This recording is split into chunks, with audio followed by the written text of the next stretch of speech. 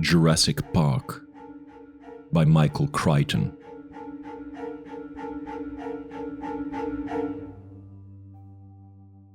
Introduction: The InGen Incident.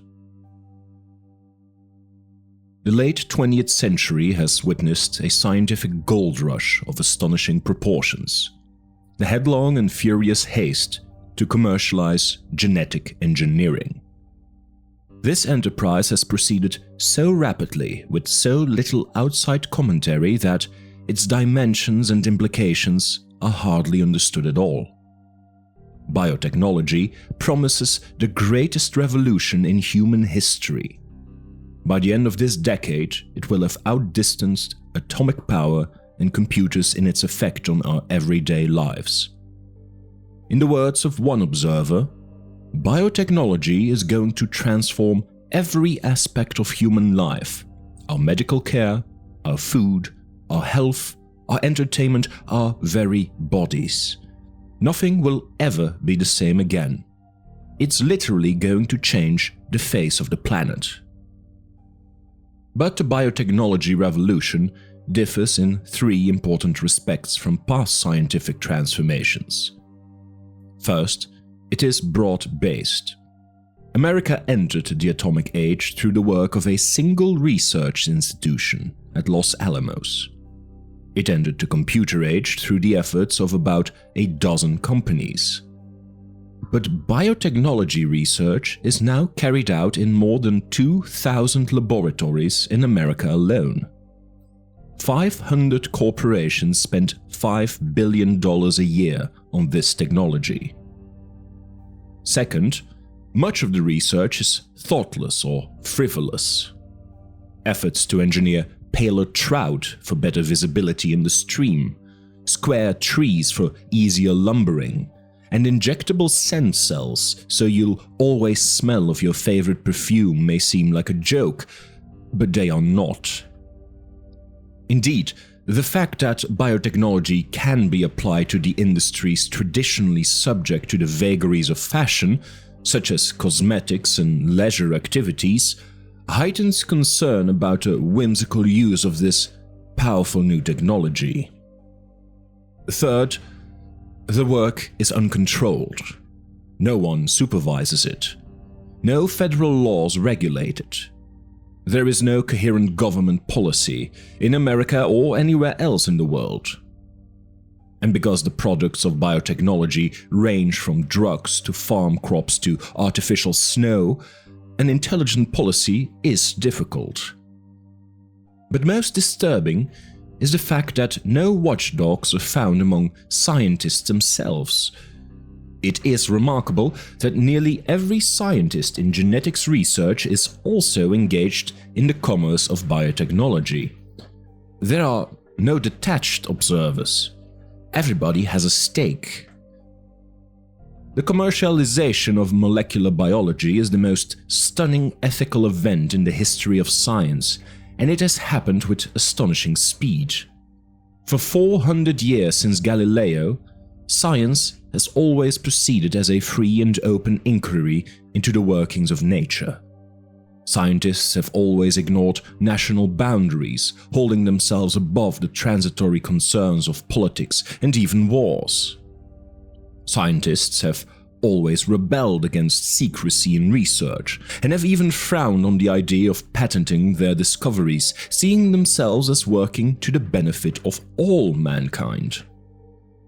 And for many generations, the discoveries of scientists did indeed have a peculiarly selfless quality. When in 1953, two young researchers in England, James Watson and Francis Crick, deciphered the structure of DNA, their work was hailed as a triumph of the human spirit, of the centuries-old quest to understand the universe in a scientific way. It was confidently expected that their discovery would be selflessly extended to the greater benefit of mankind. Yet that did not happen.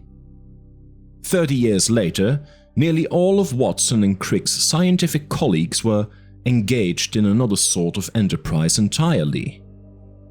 research in molecular genetics had become a vast, multi-billion-dollar commercial undertaking, and its origins can be traced not to 1953, but to April 1976. That was the date of a now famous meeting in which Robert Swanson, a venture capitalist, approached Herbert Boyer, a biochemist at the University of California. The two men agreed to found a commercial company to exploit Boyer's gene splicing techniques. Their new company, Genentech, quickly became the largest and most successful of the genetic engineering startups. Suddenly, it seemed as if everyone wanted to become rich. New companies were announced almost weekly, and scientists flocked to exploit genetic research. By 1986, at least 362 scientists, including 64 in the National Academy, sat on the advisory boards of biotech firms. The number of those who held equity positions or consultancies was several times greater. It is necessary to emphasize how significant this shift in attitude actually was. In the past, pure scientists took a snobbish view of business. They saw the pursuit of money as intellectually uninteresting, suited only to shopkeepers. And to do research for industry, even at the prestigious Bell or IBM labs, was only for those who couldn't get a university appointment. Thus, the attitude of pure scientists was fundamentally critical toward the work of applied scientists and to industry in general. Their long-standing antagonism kept university scientists free of contaminating industry ties, and whenever debate arose about technological matters, disinterested scientists were available to discuss the issues at the highest level. But that is no longer true. There are very few molecular biologists and very few research institutions without commercial affiliations. The old days are gone. Genetic research continues at a more furious pace than ever, but it is done in secret and in haste, and for profit. In this commercial climate, it is probably inevitable that a company as ambitious as International Genetic Technologies Incorporated of Palo Alto would rise. It is equally unsurprising that the genetic crisis it created should go unreported. After all, InGen's research was conducted in secret. The actual incident occurred in the most remote region of Central America, and fewer than 20 people were there to witness it. Of those, only a handful survived. Even at the end, when International Genetic Technologies filed for Chapter 11 protection in United States Bankruptcy Court in San Francisco on October 5, 1989, the proceedings drew little press attention. It appeared so ordinary. InGen was the third small American bioengineering company to fail that year, and the seventh since 1986. Few court documents were made public, since the creditors were Japanese investment consortia such as Hamaguri and Densaka companies, which traditionally shunned publicity. To avoid unnecessary disclosure, Daniel Ross of Cohen, Swain and Ross, counsel for InGen, also represented the Japanese investors.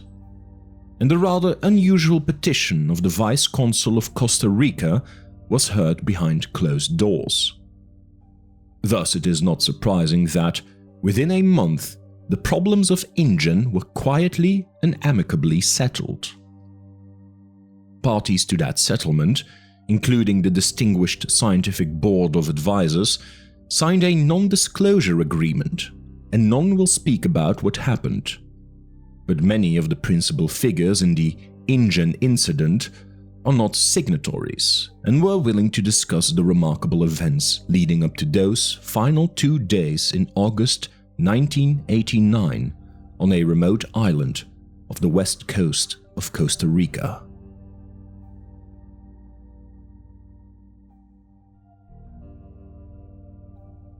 Prologue: The Bite of the Raptor.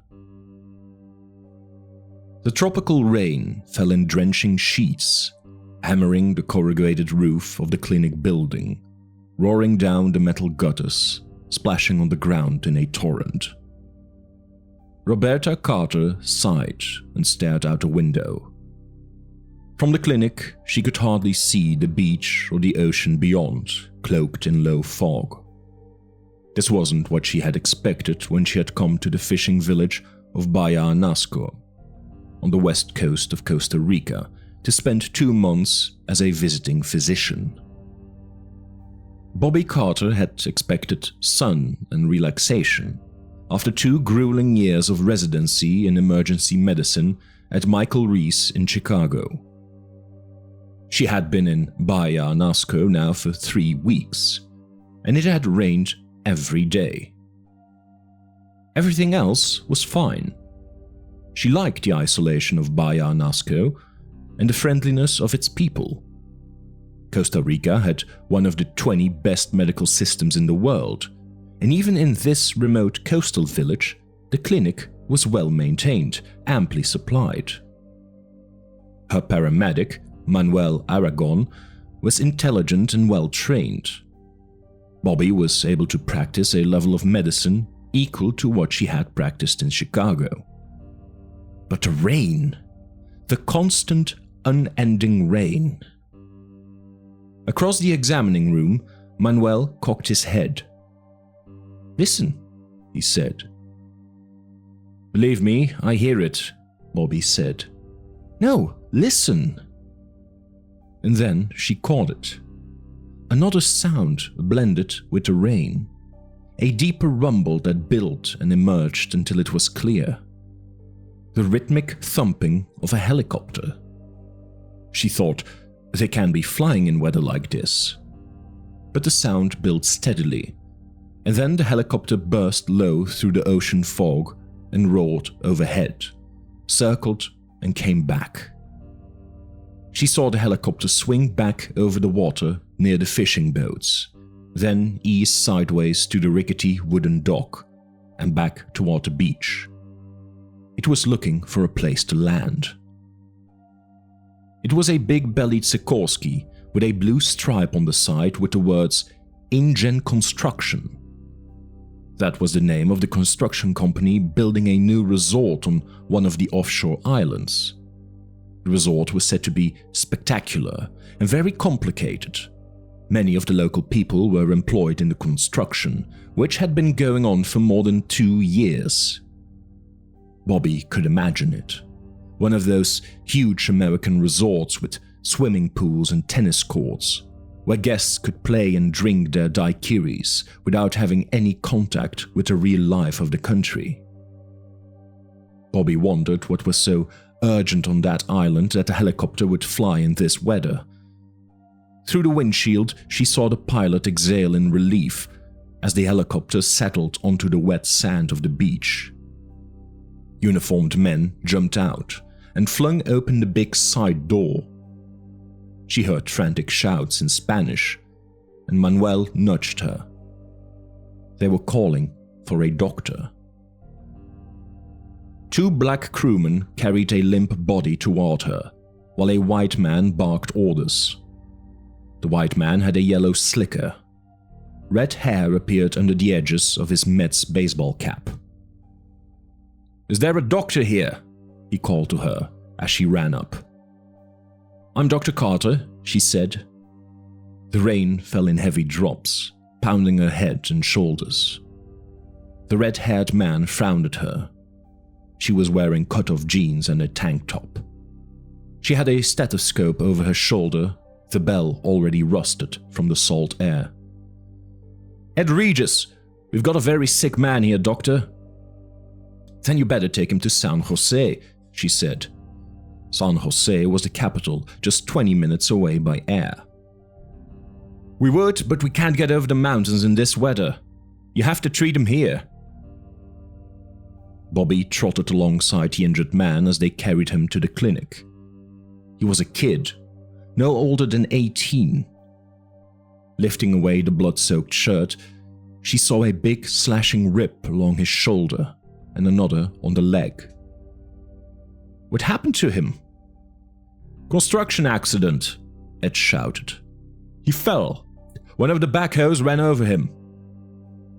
The kid was pale, shivering, unconscious. Manuel stood by the bright green door of the clinic, waving his arms. The men brought a body through and set it on the table in the center of the room. Manuel started an intravenous line, and Bobby swung the light over the kid and bent to examine the wounds. Immediately, she could see that it did not look good. The kid would almost certainly die. A big, tearing laceration ran from his shoulder down to his torso. At the edge of the wound, the flesh was shredded. At the center, the shoulder was dislocated, pale bones exposed. A second slash cut through the heavy muscles on the thigh, deep enough to reveal the pulse of the femoral artery below. Her first impression was that his leg had been ripped open. "Tell me again about this injury," she said. "I didn't see it," Ed said. "They say the backhoe dragged him." "Because it almost looks as if he was mauled," Bobby Carter said, probing the wound. Like most emergency room physicians, he could remember in detail patients she had seen even years before. She had seen 2 maulings. One was a 2-year-old child who had been attacked by a Rottweiler dog. The other was a drunken circus attendant who had had an encounter with a Bengal tiger. Both injuries were similar. There was a characteristic look to an animal attack. "Mauled," Ed said. No, it was a backhoe, believe me." Ed licked his lips as he spoke. He was edgy, acting as if he had done something wrong. Bobby wondered why. If they were using inexperienced local workmen on the resort construction, they must have accidents all the time. Manuel said, "Do you want lavage?" "Yes," she said, "after you block him." She bent lower, probed the wound with her fingertips. If an earth mover had rolled over him, dirt would be forced deep into the wound. But there wasn't any dirt, just a slippery, slimy foam. And the wound had a strange odor, a kind of rotten stench, a smell of death and decay. She had never smelled anything like it before. "How long ago did this happen?" "An hour." Again, she noticed how tense Ed Regis was.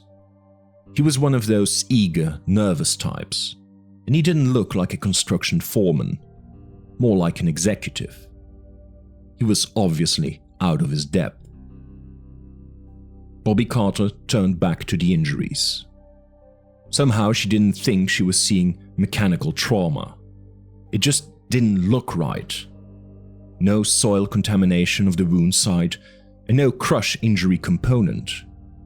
Mechanical trauma of any sort, an auto injury, a factory accident, almost always had some component of crushing. But here there was none. Instead, the man's skin was shredded, ripped across his shoulder and again across his thigh. It really did look like a maul. On the other hand, most of the body was unmarked, which was unusual for an animal attack. She looked again at the head, the arms, the hands. The hands. She felt a chill when she looked at the kid's hands. There were short slashing cuts on both palms, and bruises on the wrists and forearms. She had worked in Chicago long enough to know what that meant. "All right," she said. "Wait outside." "Why?" Ed said, alarmed. He didn't like that. "Do you want me to help him or not?" she said, and pushed him out the door and closed it on his face. She didn't know what was going on, but she didn't like it. Manuel hesitated. "I continue to wash?" "Yes," she said. She reached for her little Olympus point-and-shoot. She took several snapshots of the injury, shifting her light for a better view. It really did look like bites, she thought. Then the kid groaned, and she put her camera aside and bent toward him. His lips moved, his tongue thick. "Raptor," he said. "Velociraptor." At those words, Manuel froze, stepped back in horror. "What does it mean?" Bobby said. Manuel shook his head. "I do not know, Doctor. Velociraptor no es español." "No?" It sounded to her like Spanish. "Then please continue to wash him." "No, Doctor." He wrinkled his nose. "Bad smell." And he crossed himself. Bobby looked again at the slippery foam streaked across the wound. She touched it, rubbing it between her fingers. It seemed almost like saliva. The injured boy's lips moved. "Raptor," he whispered. In a tone of horror, Manuel said, "It bit him." "What bit him?" "Raptor." "What's a raptor?" "It means hoopia." Bobby frowned. The Costa Ricans were not especially superstitious, but she had heard the hoopia mentioned in the village before. They were said to be night ghosts, faceless vampires who kidnapped small children. According to the belief, the hoopia had once lived in the mountains of Costa Rica, but now inhabited the islands offshore. Manuel was backing away, murmuring and crossing himself. "It is not normal, this smell," he said. "It is the hoopia." Bobby was about to order him back to work when the injured youth opened his eyes and sat straight up on the table. Manuel shrieked in terror. The injured boy moaned and twisted his head, looking left and right with wide staring eyes. And then he explosively vomited blood. He went immediately into convulsions, his body vibrating, and Bobby grabbed for him, but he shuddered off the table onto the concrete floor. He vomited again. There was blood everywhere. Ed opened the door saying, "What the hell is happening?"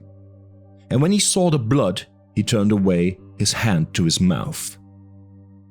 Bobby was grabbing for a stick to put in the boy's clenched jaws, but even as she did it, she knew it was hopeless. And with a final spastic jerk, he relaxed and lay still.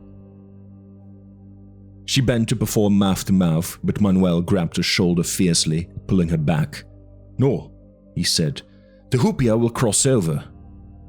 "Manuel, for God's sake, no!" He stared at her fiercely. "No, you do not understand these things." Bobby looked at the body on the ground and realized that it didn't matter. There was no possibility of resuscitating him. Manuel called for the men, who came back into the room and took the body away. Ed appeared, wiping his mouth with the back of his hand, muttering, "I'm sure you did all you could." And then she watched as the men took the body away, back to the helicopter, and it lifted thunderously up into the sky. "It is better," Manuel said. Bobby was thinking about the boy's hands. They had been covered with cuts and bruises, in the characteristic pattern of defense wounds. She was quite sure he had not died in a construction accident. He had been attacked, and he had held up his hands against his attacker.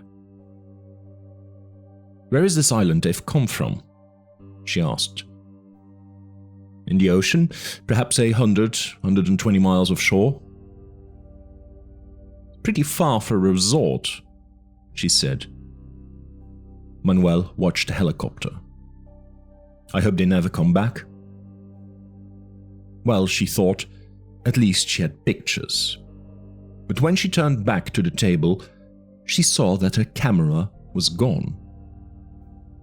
The rain finally stopped later that night.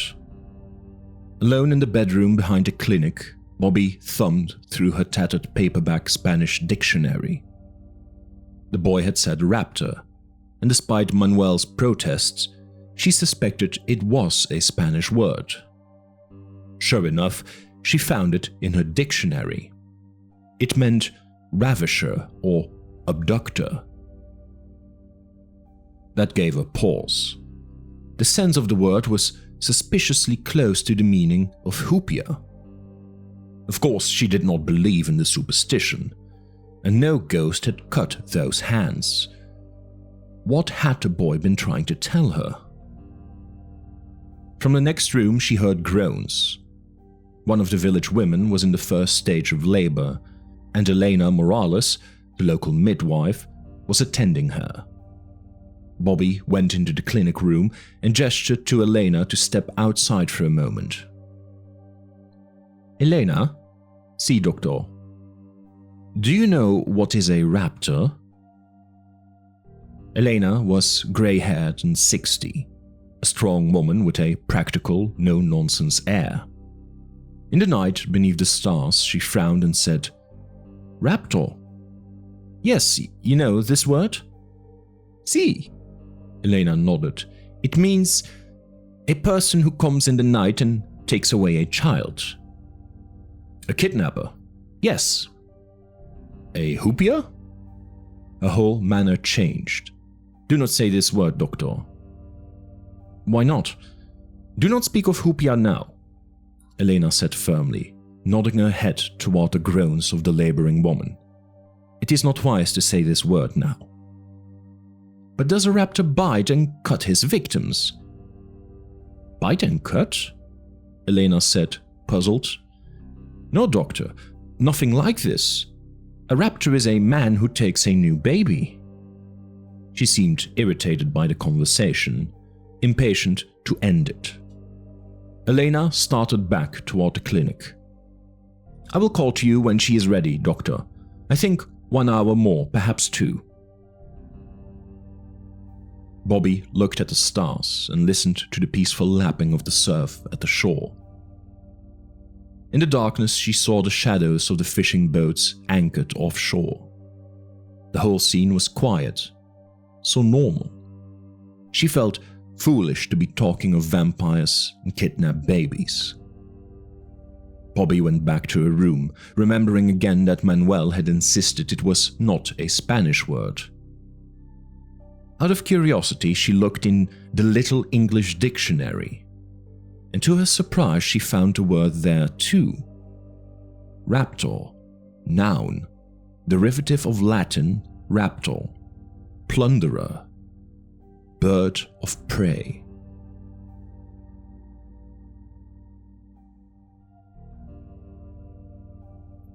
First iteration. At the earliest drawings of the fractal curve, few clues to the underlying mathematical structure will be seen. Almost paradise. Mike Bowman whistled cheerfully as he drove the Land Rover through the Cabo Blanco Biological Reserve on the west coast of Costa Rica. It was a beautiful morning in July, and the road before him was spectacular, hugging the edge of a cliff, overlooking the jungle and the blue Pacific. According to the guidebooks, Cabo Blanco was unspoiled wilderness, almost a paradise. Seeing it now made Bowman feel as if the vacation was back on track. Bowman, a 36-year-old real estate developer from Dallas, had come to Costa Rica with his wife and daughter for a 2-week holiday. The trip had actually been his wife's idea. For weeks, Ellen had filled his ear about the wonderful national parks of Costa Rica, and how good it would be for Tina to see them. Then, when they arrived, it turned out Ellen had an appointment to see a plastic surgeon in San Jose. This was the first Mike Bowman had heard about the excellent and inexpensive plastic surgery available in Costa Rica, and all the luxurious private clinics in San Jose. Of course, they'd had a huge fight. Mike felt she'd lied to him, and she had. And he put his foot down about this plastic surgery business. Anyway, it was ridiculous. Ellen was only 30, and she was a beautiful woman. Hell, she'd been homecoming queen her senior year at Rice, and that was not even 10 years earlier. But Ellen tended to be insecure and worried. And it seemed as if in recent years she had mostly worried about losing her looks. That and everything else. The Land Rover bounced in a pothole, splashing mud. Seated beside him, Ellen said, "Mike, are you sure this is the right road? We haven't seen any other people for hours." "There was another car 15 minutes ago," he reminded her. "Remember, the blue one?" "Going the other way." "Darling, you wanted a deserted beach," he said, "and that's what you're going to get." Ellen shook her head doubtfully. "I hope you're right." "Yeah, Dad, I hope you're right," said Christina from the back seat. She was 8 years old. "Trust me, I'm right." He drove in silence a moment. "It's beautiful, isn't it? Look at that view. It's beautiful." "It's okay," Tina said. Ellen got out a compact and looked at herself in the mirror, pressing under her eyes. She sighed and put the compact away. The road began to descend, and Mike Bowman concentrated on driving. Suddenly, a small black shape flashed across the road, and Tina shrieked, "Look! Look!" Then it was gone, into the jungle. "What was it?" Ellen asked. "A monkey?" "Maybe a squirrel monkey," Bowman said. "Can I count it?" Tina said, taking her pencil out. She was keeping a list of all the animals she had seen on her trip as a project for school. "I don't know," Mike said doubtfully. Tina consulted the pictures in the guidebook. "I don't think it was a squirrel monkey," she said. "I think it was just another howler." They had seen several howler monkeys already on their trip. "Hey," she said more brightly. "According to this book, the beaches of Cabo Blanco are frequented by a variety of wildlife, including howler and white-faced monkeys, three-toed sloths, and coatimundis. You think we'll see a three-toed sloth, Dad?" "I bet we do." "Really?" "Just look in the mirror." "Very funny, Dad." The road sloped downward through the jungle, toward the ocean. Mike Bowman felt like a hero when they finally reached the beach, a 2-mile crescent of white sand, utterly deserted. He parked the Land Rover in the shade of the palm trees that fringed the beach and got out the box lunches. Ellen changed into a bathing suit, saying, "Honestly, I don't know how I'm going to get this weight off." "You look great, hon." Actually, he felt that she was too thin, but he had learned not to mention that. Tina was already running down the beach. "Don't forget you need your sunscreen," Ellen called. "Later," Tina shouted over her shoulder. "I'm going to see if there's a sloth." Ellen Bowman looked around the beach and the trees. "You think she's all right?" "Honey, there's nobody here for miles," Mike said.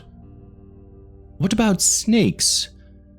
"Oh, for God's sake," Mike Bowman said. "There's no snakes on a beach." "Well, there might be."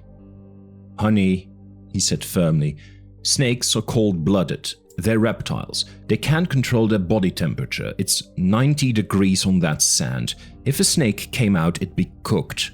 Believe me, there's no snakes on the beach." He watched his daughter scampering down the beach, a dark spot on the white sand. "Let her go. Let her have a good time." He put his arm around his wife's waist. Tina ran until she was exhausted, and then she threw herself down on the sand and gleefully rolled to the water's edge. The ocean was warm, and there was hardly any surf at all.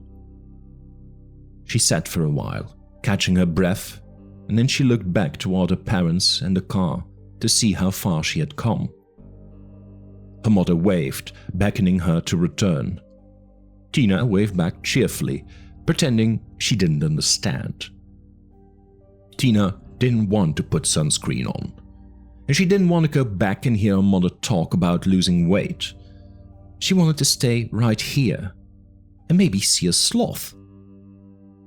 Tina had seen a sloth 2 days earlier at the zoo in San Jose. It looked like a Muppets character, and it seemed harmless. In any case, it couldn't move fast. She could easily outrun it. Now her mother was calling to her, and Tina decided to move out of the sun back from the water to the shade of the palm trees. In this part of the beach, the palm trees overhung a gnarled tangle of mangrove roots, which blocked any attempt to penetrate inland. Tina sat in the sand and kicked the dried mangrove leaves. She noticed many bird tracks in the sand. Costa Rica was famous for its birds. The guidebook said there were 3 times as many birds in Costa Rica as in all of America and Canada combined. In the sand, some of the 3-toed bird tracks were small and so faint they could hardly be seen. Other tracks were large and cut deeper in the sand. Tina was looking idly at the tracks when she heard a chirping, followed by a rustling in the mangrove thicket. Did sloths make a chirping sound? Tina didn't think so, but she wasn't sure. The chirping was probably some ocean bird. She waited quietly, not moving, hearing the rustling again. And finally she saw the source of the sounds. A few yards away, a lizard emerged from the mangrove roots and peered at her. Tina held her breath. A new animal for her list. The lizard stood up on its hind legs, balancing on its thick tail, and stared at her. Standing like that, it was almost a foot tall, dark green with brown stripes along its back. Its tiny front legs ended in little lizard fingers that wiggled in the air. The lizard cocked its head as it looked at her. Tina thought it was cute, sort of like a big salamander. She raised her hand and wiggled her fingers back. The lizard wasn't frightened. It came toward her, walking upright on its hind legs. It was hardly bigger than a chicken, and like a chicken, it bobbed its head as it walked. Tina thought it would make a wonderful pet. She noticed that the lizard left 3-toed tracks that looked exactly like bird tracks. The lizard came closer to Tina. She kept her body still, not wanting to frighten the little animal. She was amazed that it would come so close, but she remembered that this was a national park. All the animals in the park would know that they were protected. This lizard was probably tame. Maybe it even expected her to give it some food. Unfortunately, she didn't have any. Slowly, Tina extended her hand, palm open, to show she didn't have any food. The lizard paused, cocked his head, and chirped. "Sorry," Tina said. "I just don't have anything." And then, without warning, the lizard jumped up onto her outstretched hand. Tina could feel its little toes pinching the skin of her palm, and she felt the surprising weight of the animal's body pressing her arm down. And then the lizard scrambled up her arm toward her face.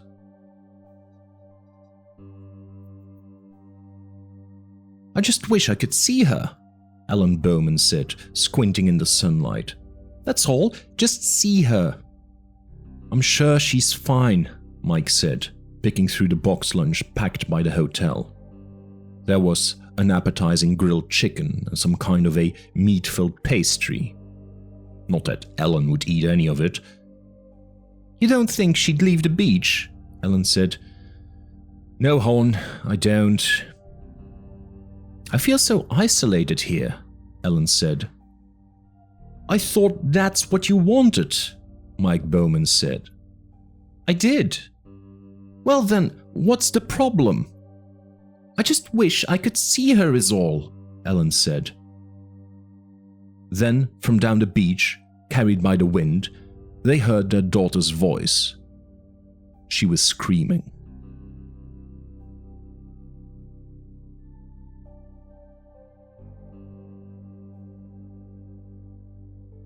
Punta Arenas. I think she's quite comfortable now, Dr. Cruz said, lowering the plastic flap of the oxygen tent around Tina as she slept. Mike Bowman sat beside the bed, close to his daughter. Mike thought Dr. Cruz was probably pretty capable.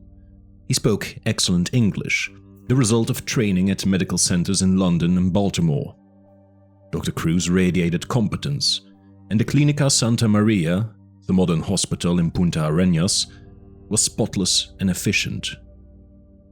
But even so, Mike Bowman felt nervous. There was no getting around the fact that his only daughter was desperately ill, and they were far from home.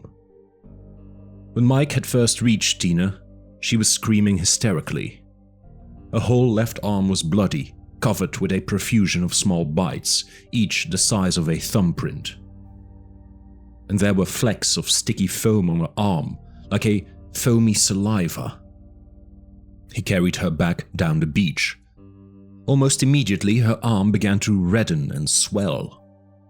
Mike would not soon forget the frantic drive back to civilization, the four-wheel drive Land Rover slipping and sliding up the muddy track into the hills, while his daughter screamed in fear and pain, and her arm grew more bloated and red. Long before they reached the park boundaries, the swelling had spread to her neck, and then Tina began to have trouble breathing. She'll be all right now, Ellen said, staring through the plastic oxygen tent. I believe so, Dr. Cruz said. I have given her another dose of steroids and her breathing is much easier. And you can see the edema in her arm is greatly reduced. Mike Bowman said, About those bites. We have no identification yet, the doctor said. I myself haven't seen bites like that before, but you'll notice they are disappearing. It is already quite difficult to make them out. Fortunately, I've taken photographs for reference, and I have washed her arms to collect some samples of the sticky saliva, one for analysis here, a second to send to the labs in San Jose, and the third we will keep frozen in case it is needed. Do you have the picture she made? Yes, Mike Bowman said. He handed the doctor the sketch that Tina had drawn, in response to questions from the admitting officials. This is the animal that bit her, Dr. Cruz said, looking at the picture. Yes, Mike Bowman said. She said it was a green lizard, the size of a chicken or a crow. I don't know of such a lizard, the doctor said. She has drawn it standing on its hind legs. That's right, Mike Bowman said. She said it walked on its hind legs.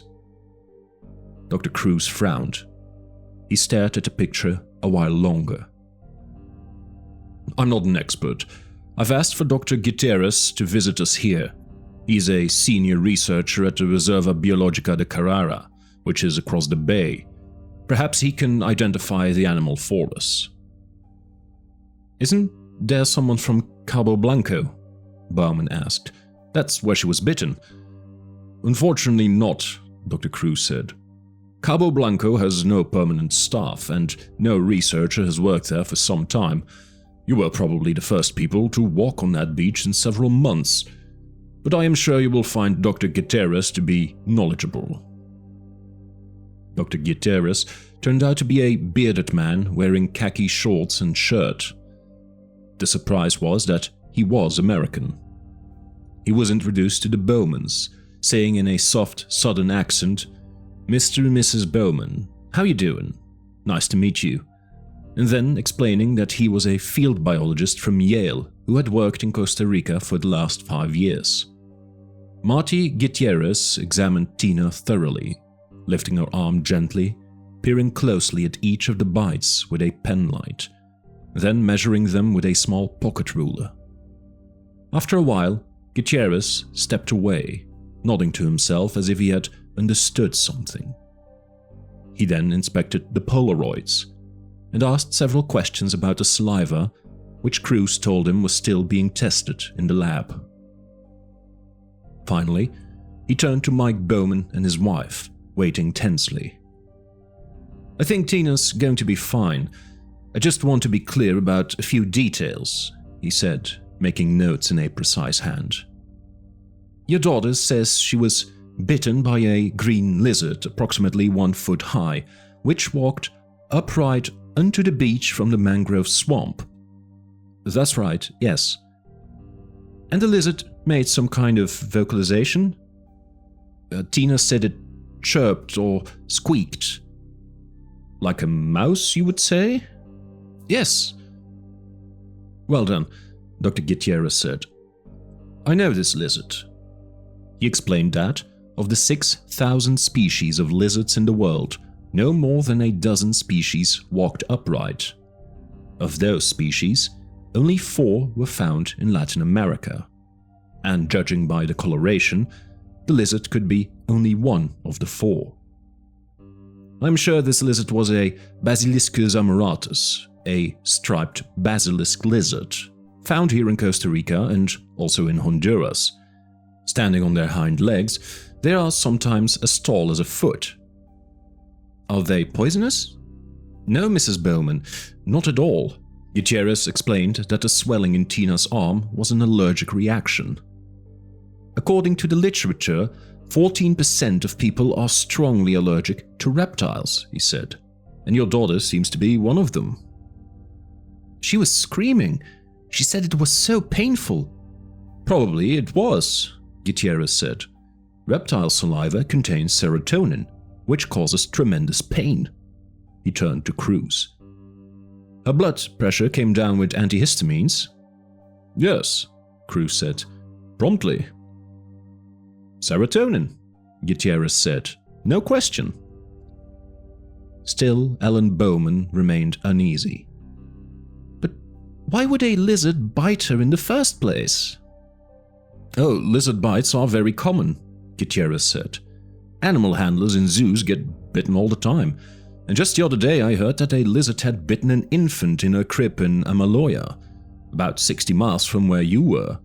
So bites do occur. I'm not sure why your daughter had so many bites. What was she doing at the time?" "Nothing.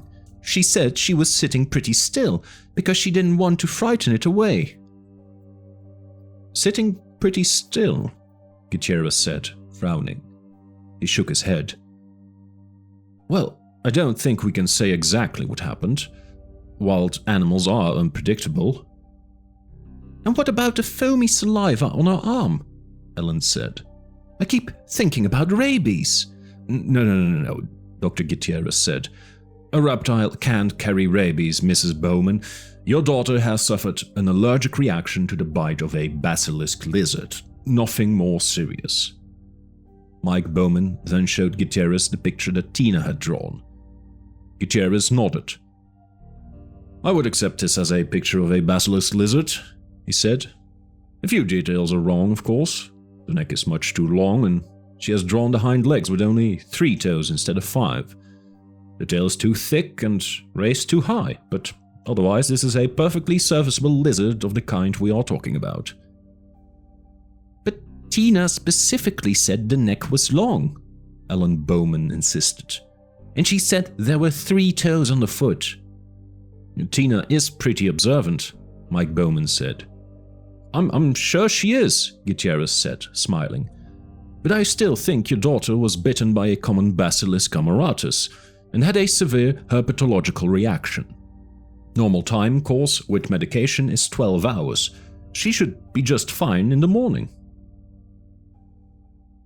In the modern laboratory in the basement of the Clinica Santa Maria, word was received that Dr. Gutierrez had identified the animal that had bitten the American child as a harmless basilisk lizard.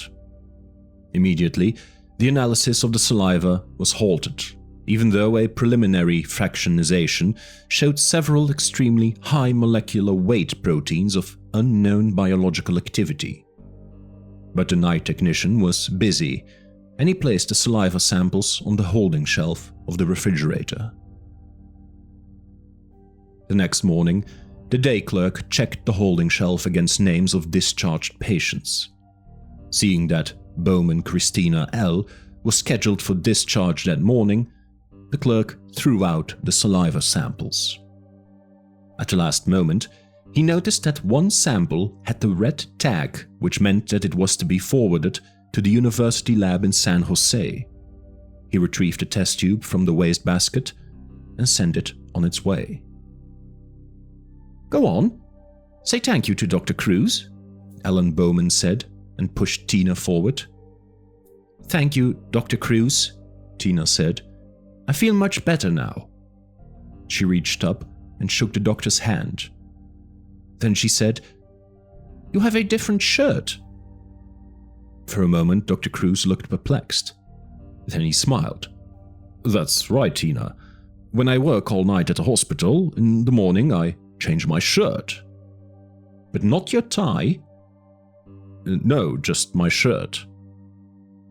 Ellen Bowman said, "Mike told you she was observant." "She certainly is." Dr. Cruz smiled and shook the little girl's hand gravely. "Enjoy the rest of your holiday in Costa Rica, Tina." "I will." The Bowman family had started to leave when Dr. Cruz said, "Oh, Tina, do you remember the lizard that bit you?" "Uh-huh." "You remember its feet?" "Uh-huh." "Did it have any toes?" "Yes." "How many toes did it have?" "3, she said. "How do you know that?" "Because I looked," she said. "Anyway, all the birds on the beach made marks in the sand with 3 toes, like this." She held up her hand, middle 3 fingers spread wide. "And the lizard made those kinds of marks in the sand too." "The lizard made marks like a bird." "Uh-huh," Tina said. "He walked like a bird too. He jerked his head like this, up and down." She took a few steps, bobbing her head. After the Bowmans had departed, Dr. Cruz decided to report this conversation to Gutierrez at the biological station. "I must admit the girl's story is puzzling," Gutierrez said. "I've been doing some checking myself. I am no longer certain she was bitten by a basilisk. Not certain at all." "Then what could it be?" "Well," Gutierrez said, "let's not speculate prematurely, but by the way, have you heard of any other lizard bites at the hospital?" "No, why?" "Let me know, my friend, if you do."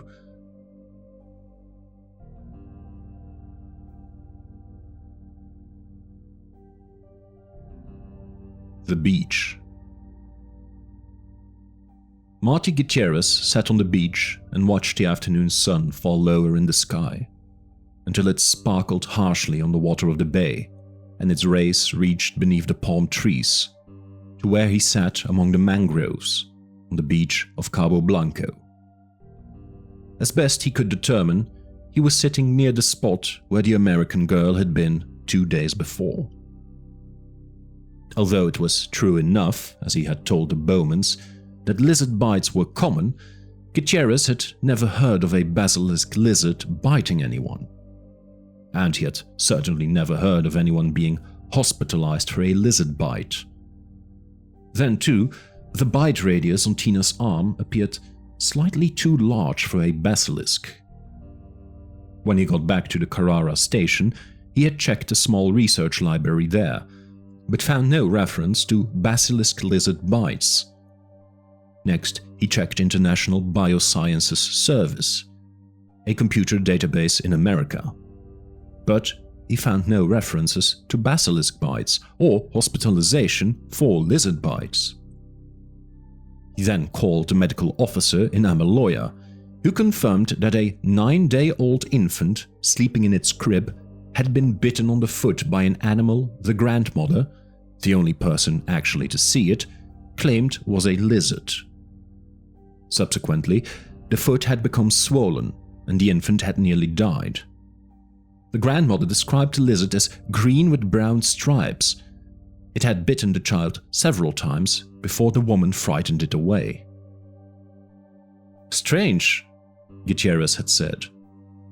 "No, like all the others," the medical officer replied, adding that he had heard of other biting incidents. A child in Vasquez, the next village up the coast, had been bitten while sleeping, and another in Puerto Sotrero. All these incidents had occurred in the last 2 months. All had involved sleeping children and infants. Such a new and distinctive pattern led Gutierrez to suspect the presence of a previously unknown species of lizard. This was particularly likely to happen in Costa Rica. Only 75 miles wide at its narrowest point, the country was smaller than the state of Maine. Yet, within its limited space, Costa Rica had remarkable diversity of biological habitats: seacoasts on both the Atlantic and the Pacific, 4 separate mountain ranges, including 12,000-foot peaks, and active volcanoes, rainforests, cloud forests, temperate zones, swampy marshes, and arid deserts. Such ecological diversity sustained an astonishing diversity of plant and animal life. Costa Rica had 3 times as many species of birds as all of North America, more than 1,000 species of orchids, more than 5,000 species of insects. New species were being discovered all the time at a pace that had increased in recent years, for a sad reason. Costa Rica was becoming deforested, and as jungle species lost their habitats, they moved to other areas, and sometimes changed behavior as well. So, a new species was perfectly possible. But along with the excitement of a new species was the worrisome possibility of new diseases. Lizards carried viral diseases, including several that could be transmitted to man. The most serious was central saurian encephalitis, or CSE, which caused a form of sleeping sickness in human beings and horses. Gutierrez felt it was important to find this new lizard, if only to test it for diseases. Sitting on the beach, he watched the sun drop lower and sighed. Perhaps Tina Bowman had seen a new animal, and perhaps not. Certainly Gutierrez had not. Earlier that morning, he had taken the air pistol, loaded the clip with ligamine darts, and sent out for the beach with high hopes.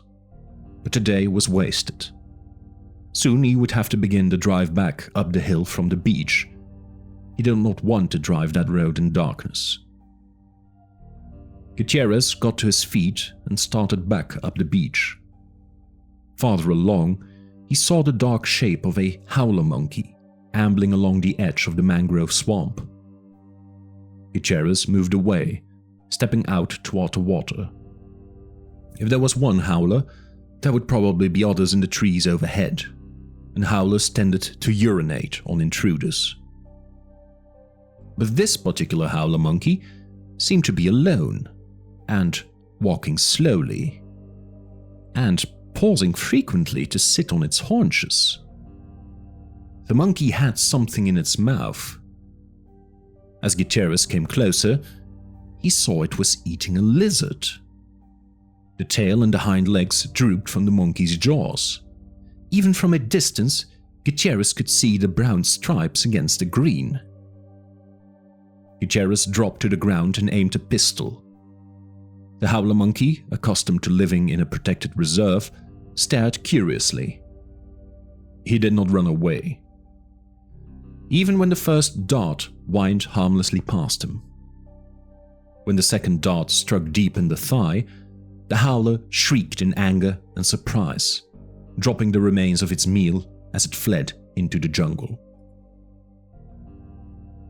Gutierrez got to his feet and walked forward. He wasn't worried about the monkey. The tranquilizer dose was too small to give it anything but a few minutes of dizziness. Already, he was thinking of what to do with his new find. Gutierrez himself would write the preliminary report, but the remains would have to be sent back to the United States for final, positive identification, of course. To whom should he send it? The acknowledged expert was Edward H. Simpson, emeritus professor of zoology at Columbia University in New York. An elegant older man with swept-back white hair, Simpson was the world's leading authority on lizard taxonomy. Probably, Marty thought, he would send his lizard to Dr. Simpson.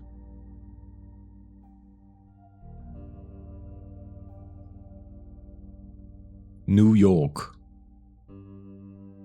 Dr. Richard Stone, head of the Tropical Diseases Laboratory of Columbia University Medical Center, often remarked that the name conjured up a grander place than it actually was.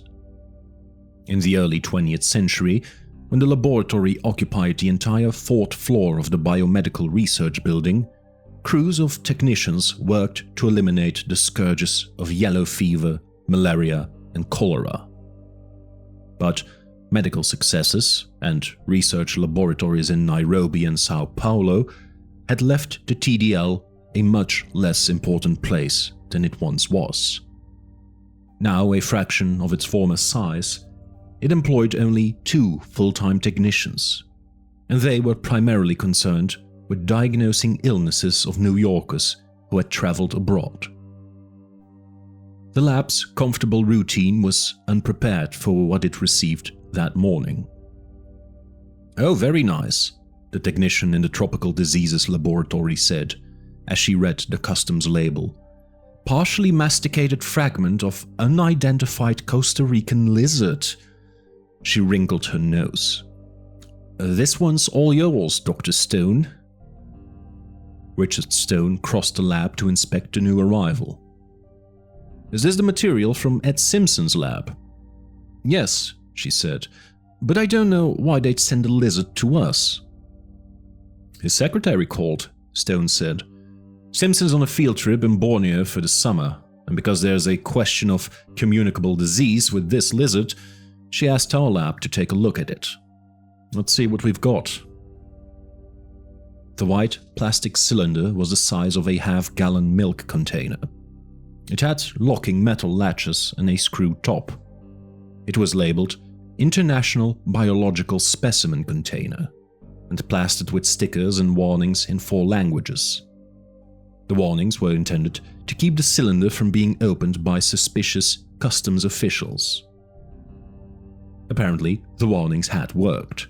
As Richard Stone swung the big light over, he could see the seals were still intact. Stone turned on the air handlers and pulled on plastic gloves and a face mask. After all, the lab had recently identified specimens contaminated with Venezuelan equine fever, Japanese bee encephalitis, Kyasanur forest virus, Langan virus, and Jarro. Then he unscrewed the top. There was the hiss of escaping gas, and white smoke boiled out. The cylinder turned frosty cold. Inside, he found a plastic Ziploc sandwich bag containing something green. Stone spread a surgical drape on the table and shook out the contents of the bag. A piece of frozen flesh struck the table with a dull thud. "Huh," the technician said. "Looks eaten." "Yes, it does," Stone said. "What do they want with us?" The technician consulted the enclosed documents. "Lizard is biting local children. They have a question about identification of the species and a concern about diseases transmitted from the bite. She produced a child's picture of a lizard, signed Tina at the top. One of the kids drew the picture of the lizard. Stone glanced at the picture. "Well, obviously we can't verify the species," Stone said, "but we can check diseases easily enough. If you can get any blood out of this fragment. What are they calling this animal?" "Basilicus amoratus with three-toed genetic anomaly," she said, reading. "Okay," Stone said. "Let's get started. While you're waiting for it to thaw, do an X-ray and take Polaroids for the records. Once we have blood, start running antibody sets until we get some matches. Let me know if there's a problem." Before lunchtime, the lab had its answer. The lizard blood showed no significant reactivity to any viral or bacterial antigen. They had run toxicity profiles as well, and they had found only one positive match. The blood was mildly reactive to the venom of the Indian king cobra. But such cross-reactivity was common among reptile species, and Dr. Stone did not think it noteworthy to include in the facts his technician sent to Dr. Martin Gutierrez that same evening. There was never any question about identifying the lizard. That would await the return of Dr. Simpson. He was not due back for several weeks, and his secretary asked if the TDL would please store the lizard fragment in the meantime. Dr. Stone put it back in the Ziploc bag and stuck it in the freezer. Martin Gutierrez read the facts from the Columbia Medical Center Tropical Diseases Laboratory. It was brief. Subject: Basilicus amoratus with genetic anomaly, forwarded from Dr. Simpson's office. Materials: posterior segment, partially eaten animal. Procedures performed: X-ray, microscopic, immunological RTX for viral, parasitic, bacterial disease. Findings: no histologic or immunologic evidence for any communicable disease in man in this Basilicus amoratus sample. Signed, Richard A. Stone, MD, Director. Gutierrez made two assumptions based on the memo. First, that his identification of the lizard as a basilisk had been confirmed by scientists at Columbia University, and second, that the absence of communicable disease meant the recent episodes of sporadic lizard bites implied no serious health hazards for Costa Rica. On the contrary, he felt his original views were correct, that a lizard species had been driven from the forest into a new habitat, and was coming into contact with village people. Gutierrez was certain that in a few more weeks the lizards would settle down and the biting episodes would end.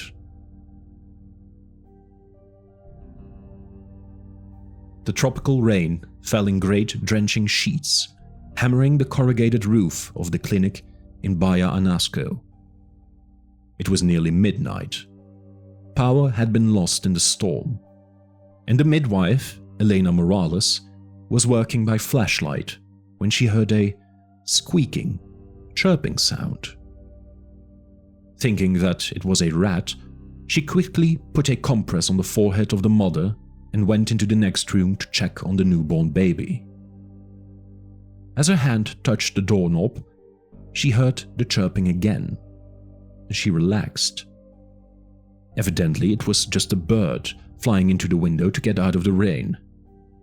Costa Ricans said that when a bird came to visit a newborn child, it brought good luck. Elena opened the door. The infant lay in a wicker bassinet, swaddled in a light blanket, only its face exposed. Around the rim of the bassinet, 3 dark green lizards crouched like gargoyles. When they saw Elena, they cocked their heads and stared curiously at her, but did not flee. In the light of a flashlight, Elena saw the blood dripping from their snouts.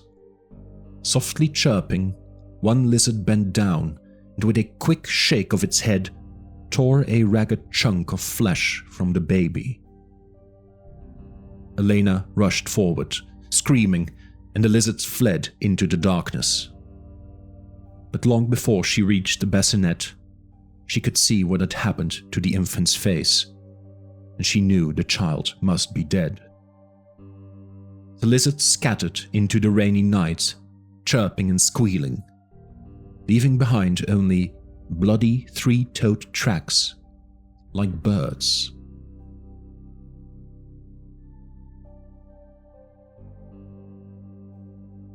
The shape of the data.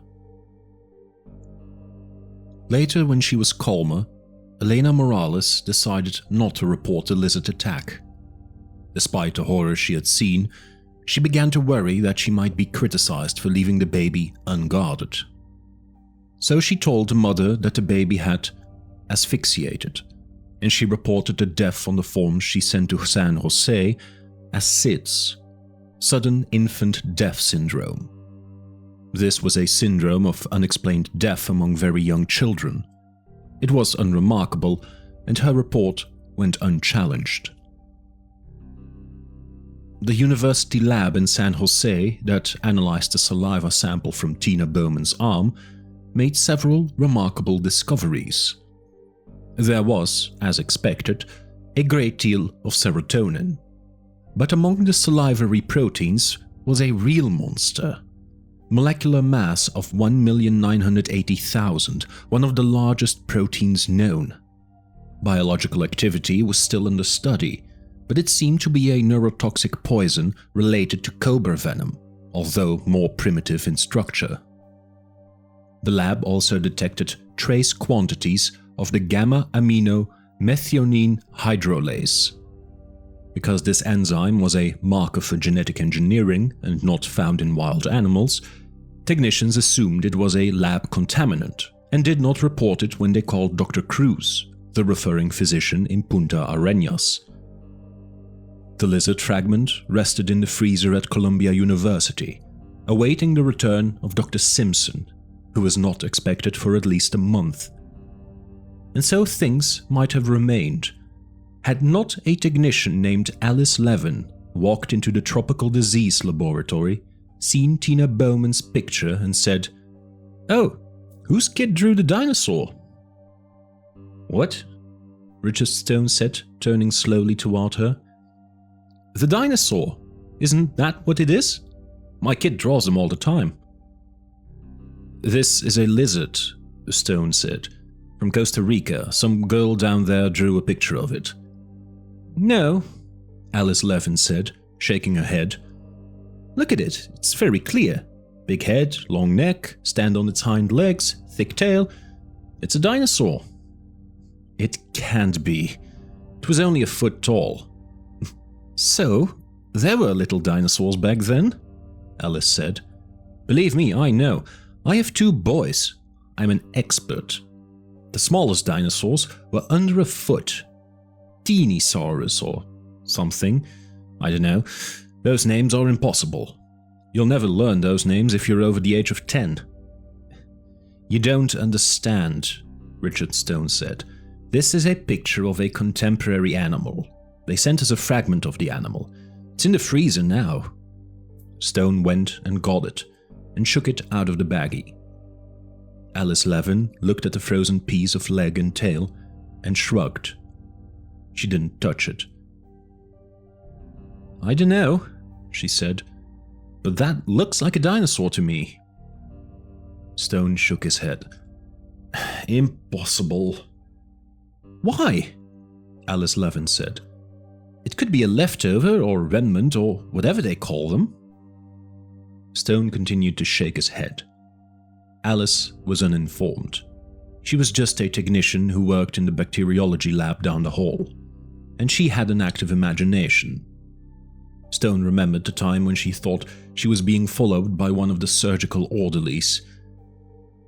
"You know," Alice Levin said, "if this is a dinosaur, Richard, it could be a big deal." "It's not a dinosaur." "Has anybody checked it?"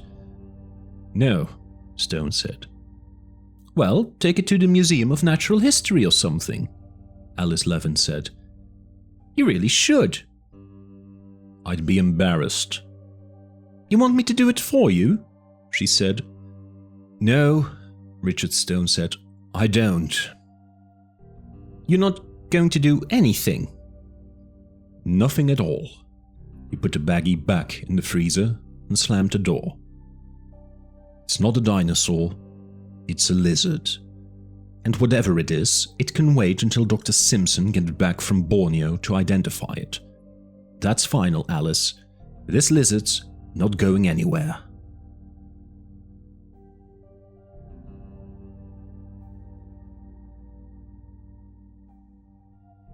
Second iteration. With subsequent drawings of the fractal curve, sudden changes may appear. The shore of the inland sea. Alan Grant crouched down, his nose inches from the ground. The temperature was over 100 degrees. His knees ached despite the rug layer's pads he wore. His lungs burned from the harsh alkaline dust, and sweat dripped off his forehead onto the ground. But Grant was oblivious to the discomfort. His entire attention was focused on the 6-inch square of earth in front of him. Working patiently with a dental pick and an artist's camel brush, he exposed a tiny L-shaped fragment of jawbone. It was only an inch long and no thicker than his little finger. The teeth were a row of small points and had the characteristic medial angling. Bits of bone flaked away as he dug. Grant paused for a moment to paint the bone with rubber cement before continuing to expose it. There was no question that this was the jawbone from an infant carnivorous dinosaur. Its owner had died 79 million years ago, at the age of about 2 months. With any luck, Grant might find the rest of the skeleton as well. If so, it would be the first complete skeleton of a baby carnivore. Hey, Alan! Alan Grant looked up, blinking in the sunlight. He pulled down his sunglasses and wiped his forehead with the back of his arm. He was crouched on an eroded hillside in the Badlands around Snakewater, Montana. Beneath the great blue bowl of sky, blunted hills exposed outcroppings of crumbling limestone stretched for miles in every direction. There was not a tree or a bush, nothing but barren rock, hot sun, and whining wind. Visitors found the Badlands depressingly bleak, but when Grant looked at this landscape, he saw something else entirely. This barren land was what remained of another, very different world, which had vanished 80 million years ago. In his mind's eye, Grant saw himself back in the warm, swampy bayou that formed the shoreline of a great inland sea. This inland sea was 1,000 miles wide, extending all the way from the newly upthrust Rocky Mountains to the sharp, craggy peaks of the Appalachians. All of the American West was underwater. At that time, there were thin clouds in the sky overhead, darkened by the smoke of nearby volcanoes. The atmosphere was denser, richer in carbon dioxide. Plants grew rapidly along the shoreline. There were no fish in these waters, but there were clams and snails. Pterosaurs swooped down to scoop algae from the surface. A few carnivorous dinosaurs prowled the swampy shores of the lake, moving among the palm trees. And offshore was a small island, about 2 acres in size.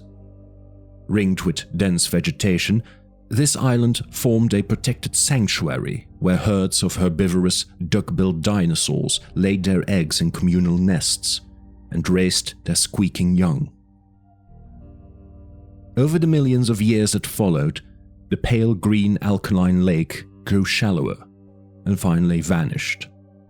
The exposed land buckled and cracked under the heat, and the offshore island with its dinosaur eggs became the eroded hillside in northern Montana, which Alan Grant was now excavating. "Hey, Alan!" He stood, a barrel-chested bearded man of 40. He heard the chugging of the portable generator and the distant clatter of the jackhammer cutting into the dense rock on the next hill. He saw the kids working around the jackhammer, moving away the big pieces of rock after checking them for fossils. At the foot of the hill, he saw the 6 teepees of his camp, the flapping nest tent, and the trailer that served as their field laboratory. And he saw Ellie waving to him from the shadow of the field laboratory. "Visitor!"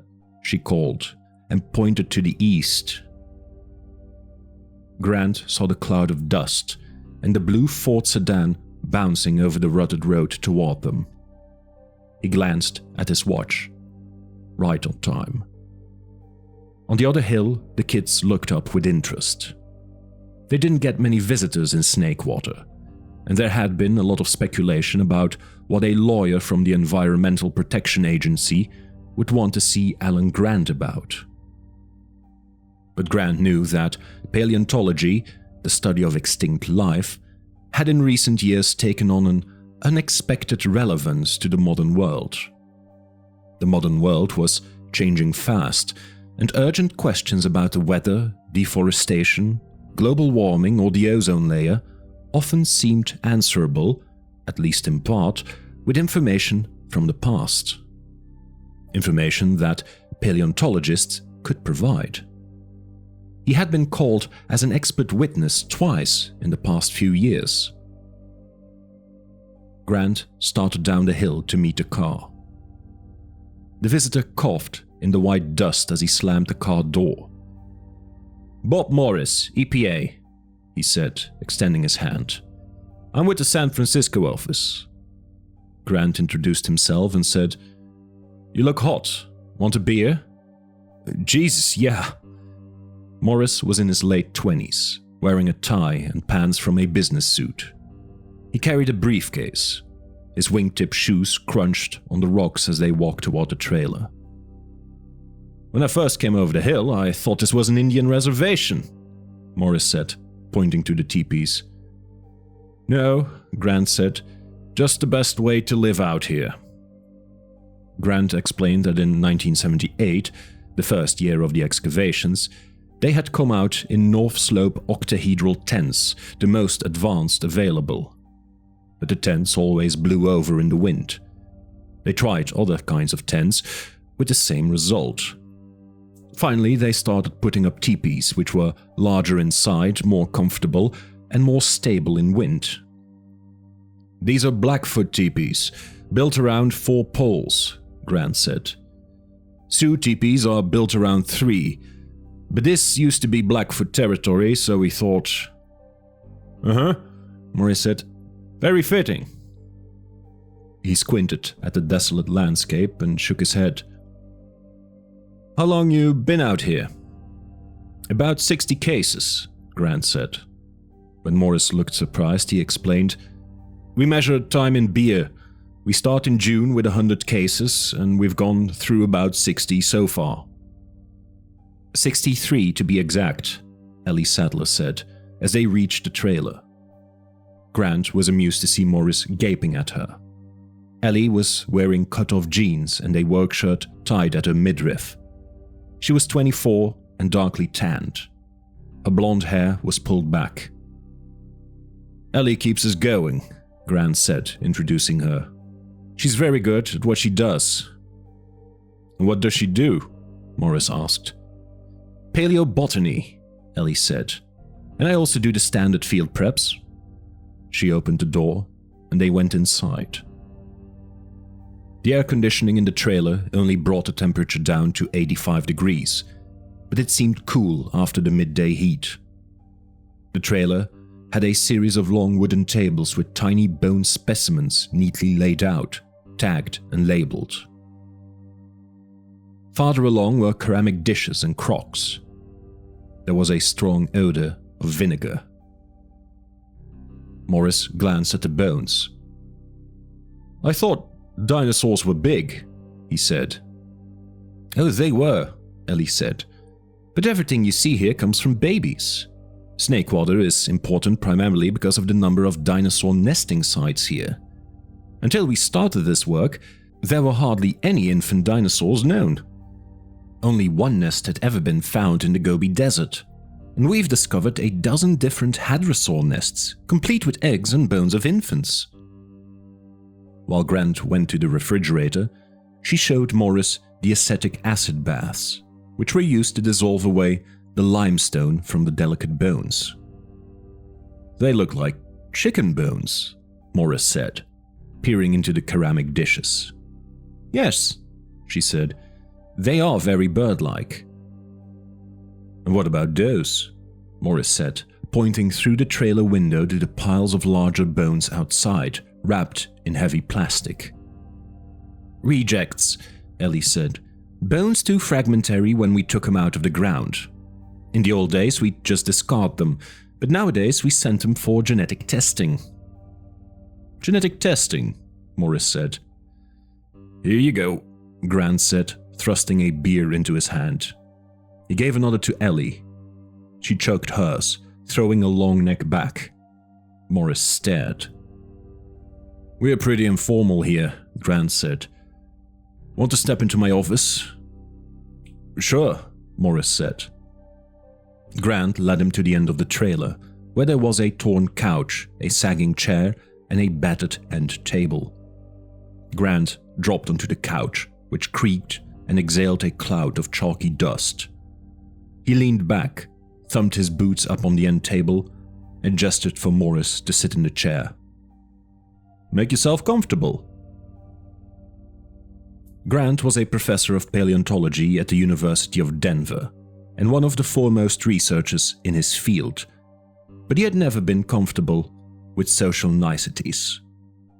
He saw himself as an outdoor man, and he knew that all the important work in paleontology was done outdoors, with your hands. Grant had little patience for the academics, for the museum curators, for what he called teacup dinosaur hunters. And he took some pains to distance himself in dress and behavior from the teacup dinosaur hunters, even delivering his lectures in jeans and sneakers. Grant watched as Morris primly brushed off the seat of the chair before he sat down. Morris opened his briefcase, rummaged through his papers, and glanced back at Ellie, who was lifting bones with tweezers from the acid bath at the other end of the trailer, paying no attention to them. "You're probably wondering why I'm here." Grant nodded. "It's a long way to come, Mr. Morris." "Well," Morris said, "to get right to the point, the EPA is concerned about the activities of the Hammond Foundation. You receive some funding from them." $30,000 a year, Grant said, nodding, "for the last 5 years. "What do you know about the foundation?" Morris said. Grant shrugged. "The Hammond Foundation is a respected source of academic grants. They fund research all over the world, including several dinosaur researchers. I know they support Bob Kerry out of the Tyrrell in Alberta and John Weller in Alaska, probably more." "Do you know why the Hammond Foundation supports so much dinosaur research?" Morris asked. "Of course, it's because old John Hammond is a dinosaur nut." "You've met Hammond?" Grant shrugged. "Once or twice. He comes here for brief visits. He's quite elderly, you know, and eccentric, the way rich people sometimes are, but always very enthusiastic." "Why?" "Well," Morris said, "the Hammond Foundation is actually a rather mysterious organization."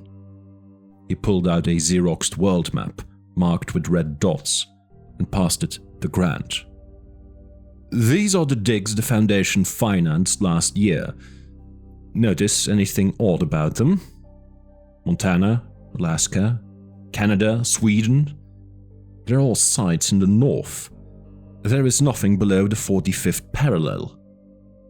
Morris pulled out more maps. It's the same, year after year. Dinosaur projects to the south, in Utah or Colorado or Mexico, never get funded. The Hammond Foundation only supports cold weather digs. We'd like to know why. Grant shuffled through the maps quickly. If it was true that the Foundation only supported cold weather digs, then it was strange behavior, because some of the best dinosaur researchers were working in hot climates. And there are other puzzles, Morris said. For example, what is the relationship of dinosaurs to amber? Amber? Yes, the hard yellow resin of dried tree sap. I know what it is, Grant said, but why are you asking? Because, Morris said, over the last 5 years, Hammond has purchased enormous quantities of amber in America, Europe, and Asia, including many pieces of museum-quality jewelry. The Foundation has spent $17 million on amber alone. They now possess the largest privately held stock of this material in the world. I don't get it, Grant said. Neither does anybody else, Morris said. As far as we can tell, it doesn't make any sense at all. Amber is easily synthesized. It has no commercial or defense value, and there's no reason to stockpile it. But Hammond has done just that over many years. Amber, Grant said, shaking his head. And what about his island in Costa Rica? Morris continued. 10 years ago, the Hammond Foundation leased an island from the government of Costa Rica, supposedly to set up a biological reserve. I don't know anything about that, Grant said, frowning. I haven't been able to find out much, Morris said. The island is 100 miles off the west coast. It's very rugged, and it's in an area of ocean where the combinations of wind and current make it almost perpetually covered in fog. They used to call it Cloud Island, Isla Nublar. Apparently the Costa Ricans were amazed that anybody would want it. Morris searched in his briefcase.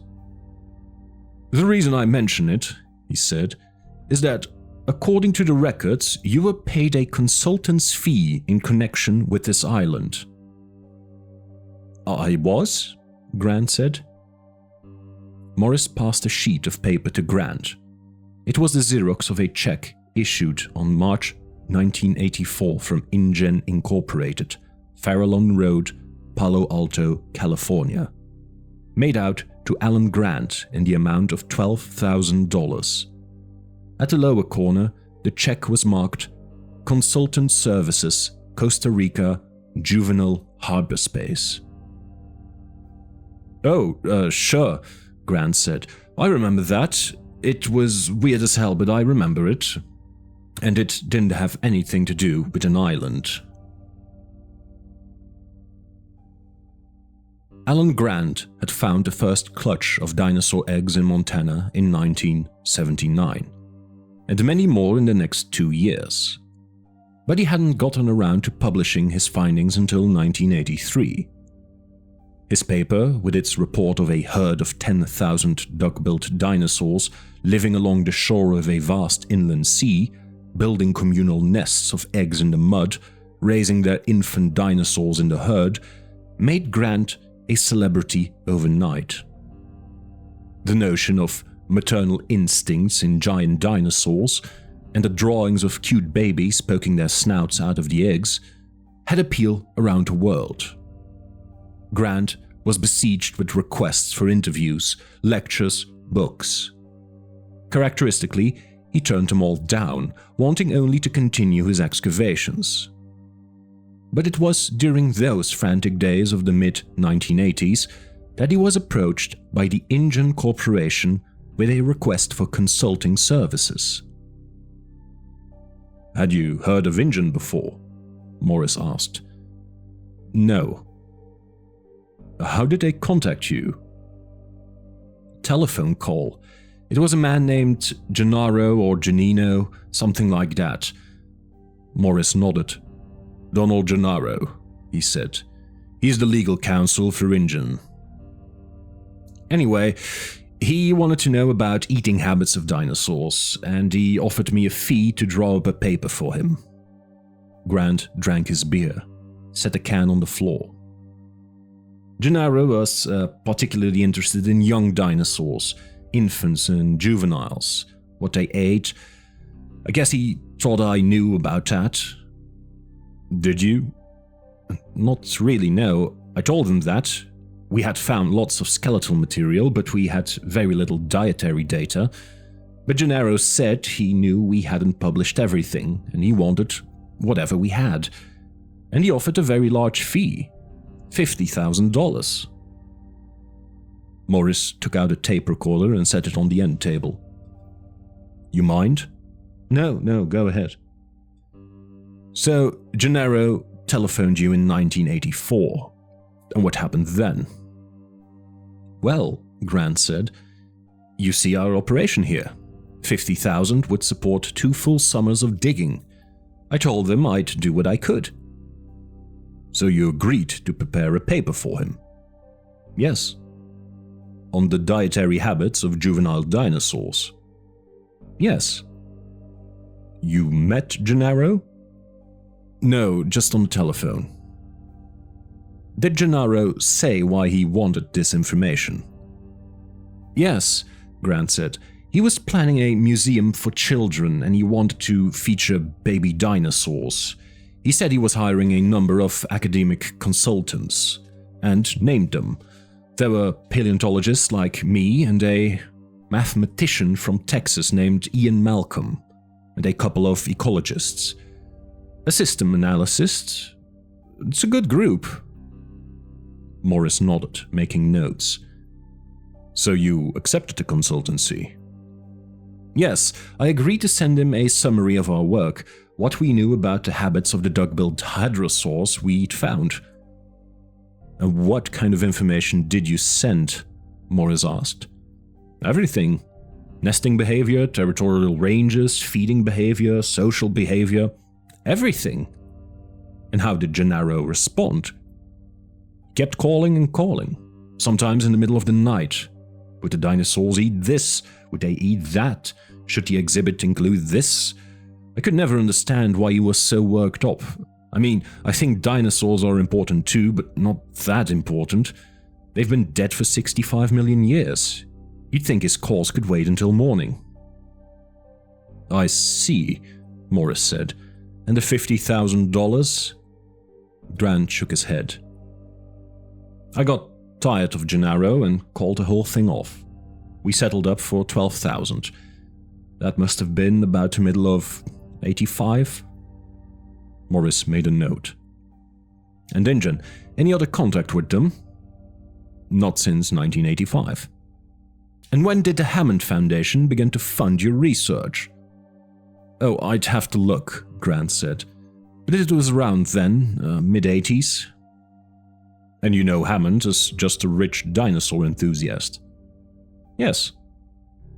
Morris made another note.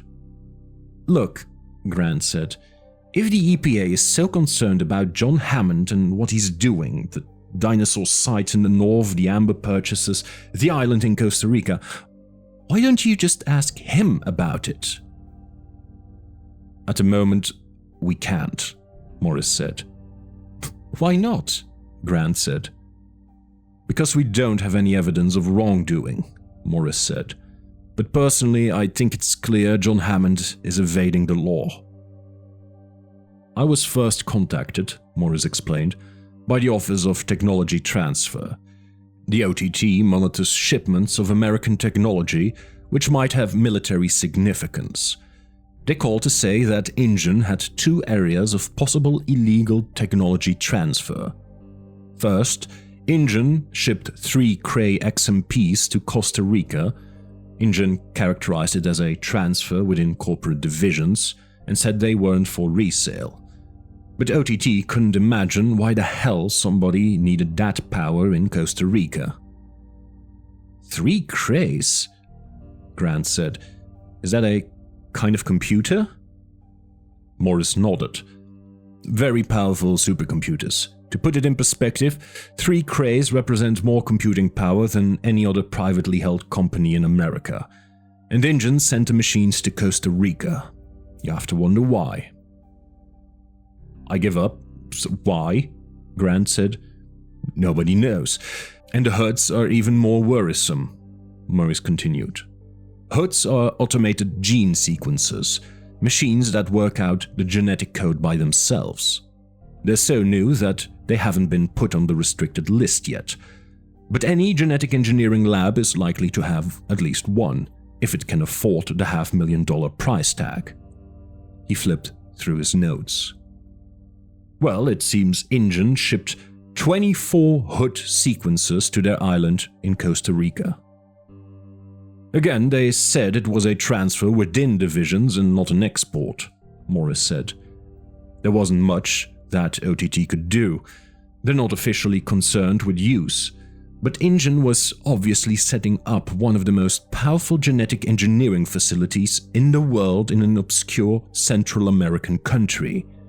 A country with no regulations. That kind of thing has happened before. There had already been cases of American bioengineering companies moving to another country so they would not be hampered by regulations and rules. The most flagrant, Morris explained, was the biosin rabies case. In 1986, Genetic Biosin Corporation of Cupertino tested a bioengineered rabies vaccine on a farm in Chile. They didn't inform the government of Chile or the farm workers involved. They simply released the vaccine. The vaccine consisted of a live rabies virus, genetically modified to be non-virulent. But the virulence hadn't been tested. Biosin didn't know whether the virus could still cause rabies or not. Even worse, the virus had been modified. Ordinarily, you couldn't contract rabies unless you were bitten by an animal. But biosin modified the rabies virus to cross the pulmonary alveoli. You could get an infection just inhaling it. Biosin staffers brought this live rabies virus down to Chile in a carry-on bag on a commercial airline flight. Morris often wondered what would have happened if the capsule had broken open during the flight.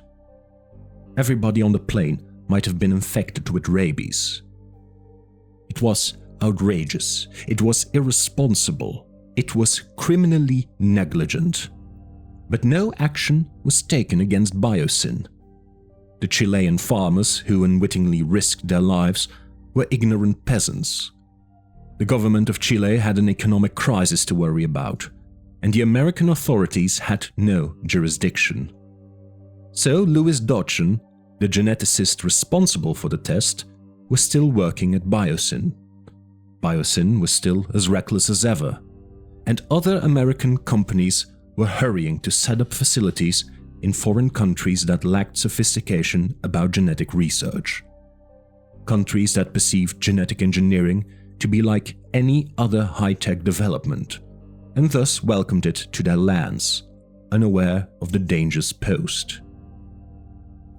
So that's why we began our investigation of InGen, Morris said, about 3 weeks ago. And what have you actually found? Grant said. Not much, Morris admitted. When I go back to San Francisco, we'll probably have to close the investigation. And I think I'm about finished here. He started packing up his briefcase. By the way, what does juvenile hyperspace mean? Oh, that's just a fancy label for my report, Grant said. Hyperspace is a term for multidimensional space, like three-dimensional tic-tac-toe. If you were to take all the behaviors of an animal, its eating and movement and sleeping, you could plot the animal within the multidimensional space. Some paleontologists refer to the behavior of an animal as occurring in an ecological hyperspace. Juvenile hyperspace would just refer to the behavior of juvenile dinosaurs. If you wanted, of course, to be as pretentious as possible. At the far end of the trailer, the phone rang. Ellie answered it. She said, "He's in the meeting right now. Can he call you back?" Morris snapped his briefcase shut and stood. "Thanks for your help and a beer," he said. "No problem," Grant said. Grant walked with Morris down the trailer to the door at the far end. Morris said, "Did Hammond ever ask you for any physical materials from your site? Bones or eggs or anything like that?" "No," Grant said. "Dr. Sattler mentioned you do some genetic work here?" "Well, not exactly," Grant said. "When we remove fossils that are broken or for some other reason not suitable for museum preservation, we send the bones out to a lab that grinds them up and tries to extract proteins for us. The proteins are then identified and the report is sent back to us." "Which lab is that?" Morris asked.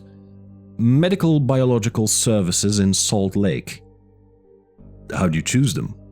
"Competitive bids."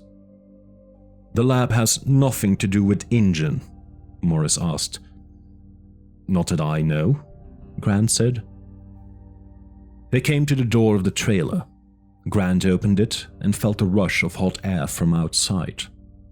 Morris paused to put on his sunglasses. "One last thing," Morris said. "Suppose InGen wasn't really making a museum exhibit.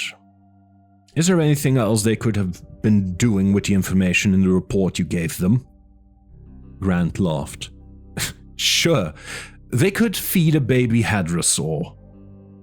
Morris laughed too. "A baby hadrosaur, that'd be something to see. How big were they?"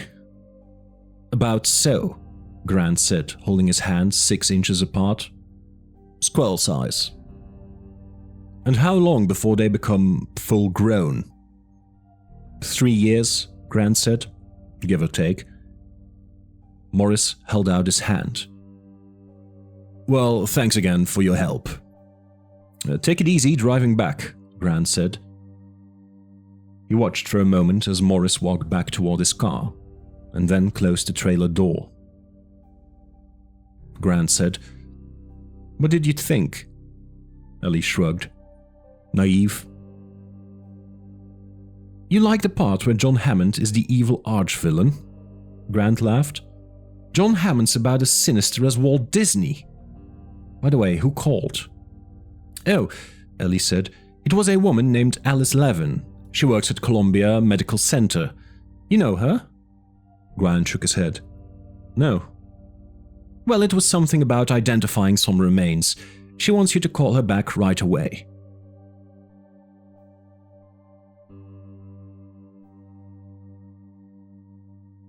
Skeleton. Ellie Sattler brushed a strand of blonde hair back from her face and turned her attention to the acid baths. She had 6 in a row, at molar strengths from 5 to 30%. She had to keep an eye on the stronger solutions, because they would eat through the limestone and begin to erode the bones. And infant dinosaur bones were so fragile. She marveled that they had been preserved at all after 80 million years. She listened idly as Grant said, "Miss Levin, this is Alan Grant. What's this about a... You have what?" "A what?" He began to laugh. "Oh, I doubt that very much, Miss Levin. No, I really don't have time. I'm sorry. Well, I take a look at it, but I can pretty much guarantee it's a basilisk lizard. But... Yes, you can do that. All right. Send it now." Grant hung up and shook his head. "These people," Ellie said. "What's it about?" "Some lizard she's trying to identify," Grant said. "She's going to fax me an X-ray." He walked over to the fax and waited as the transmission came through. "Incidentally, I've got a new find for you. A good one." "Yes?" Grant nodded. "I found it just before the kid showed up, on South Hill, Horizon 4. Infant Velociraptor. Jaw and complete dentition, so there's no question about identity. and the site looks undisturbed. You might even get a full skeleton." "That's fantastic," Ellie said. "How young?" "Young," Grant said. 2, maybe 4 months at most." "And it's definitely a velociraptor." "Definitely," Grant said. "Maybe our luck has finally turned." For the last 2 years at Snakewater, the team had excavated only duck-billed hadrosaurs. They already had evidence for vast herds of these grazing dinosaurs, roaming the Cretaceous plains in groups of 10 or 20,000, as buffalo would later roam. But increasingly, the question that faced them was, where were the predators? They expected predators to be rare, of course. Studies of predatory prey populations in the game parks of Africa and India suggested that, roughly speaking, there was one predatory carnivore for every 400 herbivores. That meant a herd of 10,000 duckbills would support only 25 tyrannosaurs, so it was unlikely that they would find the remains of a large predator. But where were the smaller predators? Snakewater had dozens of nesting sites. In some places, the ground was literally covered with fragments of dinosaur eggshells, and many small dinosaurs ate eggs. Animals like Dromaeosaurus, Oviraptor, Velociraptor, and Coelurus, predators 3 to 6 feet tall, most have been found here in abundance. But they had discovered none so far. Perhaps this Velociraptor skeleton did mean their luck had changed. And an infant.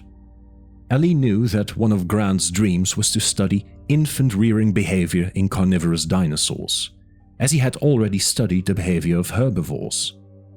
Perhaps this was the first step toward that dream. "You must be pretty excited," Ellie said. Grant didn't answer. "I said, you must be excited," Ellie repeated. "My God," Grant said. He was staring at the facts.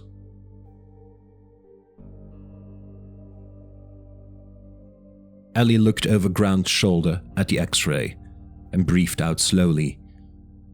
"You think it's an Amazicus?" "Yes," Grant said, "or Triassicus. The skeleton is so light." "But it's no lizard," she said. "No," Grant said, "this is not a lizard. No three-toed lizard has walked on this planet for 200 million years." Ellie's first thought was that she was looking at a hoax. An ingenious, skillful hoax, but a hoax nonetheless. Every biologist knew that the threat of a hoax was omnipresent. The most famous hoax, the Piltdown Man, had gone undetected for 40 years, and its perpetrator was still unknown. More recently, the distinguished astronomer Fred Hoyle had claimed that a fossil-winged dinosaur, Archaeopteryx, on display in the British Museum, was a fraud. It was later shown to be genuine. The essence of a successful hoax was that it presented scientists with what they expected to see. And to Ellie's eye, the X-ray image of the lizard was exactly correct. The three-toed foot was well balanced, with the medial claw smallest. The bony remnants of the fourth and fifth toes were located up near the metatarsal joint. The tibia was strong and considerably longer than the femur. At the hip, the acetabulum was complete. The tail showed 45 vertebrae. It was a young Procompsognathus. "Could this X-ray be faked?" "I don't know," Grant said, "but it's almost impossible to fake an X-ray. And Procompsognathus is an obscure animal. Even people familiar with dinosaurs have never heard of it." Ellie read the note. "Specimen acquired on the beach of Cabo Blanco, July 16. Apparently a howler monkey was eating the animal, and this was all that was recovered. Oh, and it says the lizard attacked a little girl." "I doubt that," Grant said, "but perhaps. Procompsognathus was so small and light we assume it must have been a scavenger, only feeding off dead creatures." and you can tell the size. He measured quickly. It's about 20 centimeters to the hips, which means the full animal would be about a foot tall, about as big as a chicken. Even a child would look pretty fearsome to it. It might bite an infant, but not a child. Ellie frowned at the X-ray image. You think this could really be a legitimate rediscovery? She said. Like the coelacanth? Maybe, Grant said. The coelacanth was a 5-foot-long fish thought to have died out 65 million years ago, until a specimen was pulled up from the ocean in 1938. But there were other examples. The Australian mountain pygmy possum was known only from fossils until a live one was found in a garbage can in Melbourne. And a 10,000-year-old fossil fruit bat from New Guinea was described by a zoologist who not long afterward received a live specimen in the mail. But could it be real? She persisted. What about the age? Grant nodded. The age is a problem. Most rediscovered animals were rather recent additions to the fossil record, 10 or 20,000 years old. Some were a few million years old, in the case of the coelacanth, 65 million years old. But the specimen they were looking at was much, much older than that. Dinosaurs had died out in the Cretaceous period 65 million years ago. They had flourished as the dominant life form on the planet in the Jurassic 190 million years ago, and they had first appeared in the Triassic roughly 220 million years ago. It was during the early Triassic period that Procompsognathus had lived, a time so distant that our planet didn't even look the same. All the continents were joined together in a single landmass called Pangaea, which extended from the north to the South Pole, a vast continent of ferns and forests with a few large deserts. The Atlantic Ocean was a narrow lake between what would become Africa and Florida. The air was denser, the land was warmer, there were hundreds of active volcanoes. And it was in this environment that Procompsognathus lived. Well, Ellie said, we know animals have survived. Crocodiles are basically Triassic animals living in the present. Sharks are Triassic. So we know it has happened before. Grant nodded. And the thing is, he said, how else do we explain it? It's either a fake, which I doubt, or else it's a rediscovery. What else could it be? The phone rang. Alice Levin again, Grant said. Let's see if she'll send us the actual specimen. He answered it and looked at Ellie, surprised. Yes, I'll hold for Mr. Hammond. Yes, of course. Hammond? What does he want? Ellie said. Grant shook his head and then said into the phone. Yes, Mr. Hammond. Yes, it's good to hear your voice too. Yes. He looked at Ellie. Oh, you did? Oh, yes. Is that right?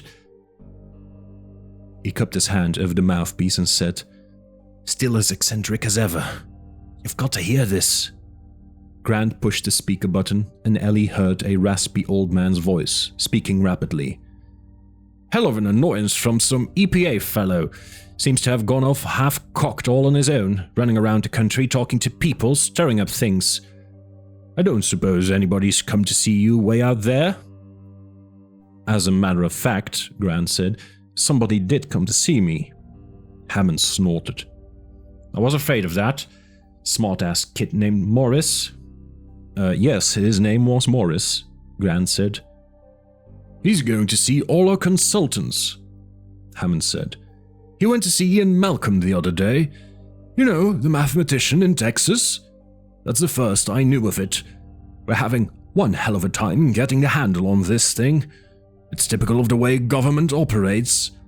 There isn't any complaint, there isn't any charge. Just harassment from some kid who's unsupervised and is running around at the taxpayer's expense.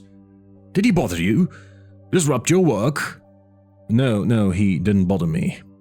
Well, that's too bad, in a way, Hammond said, because I'd try and get an injunction to stop him if he had.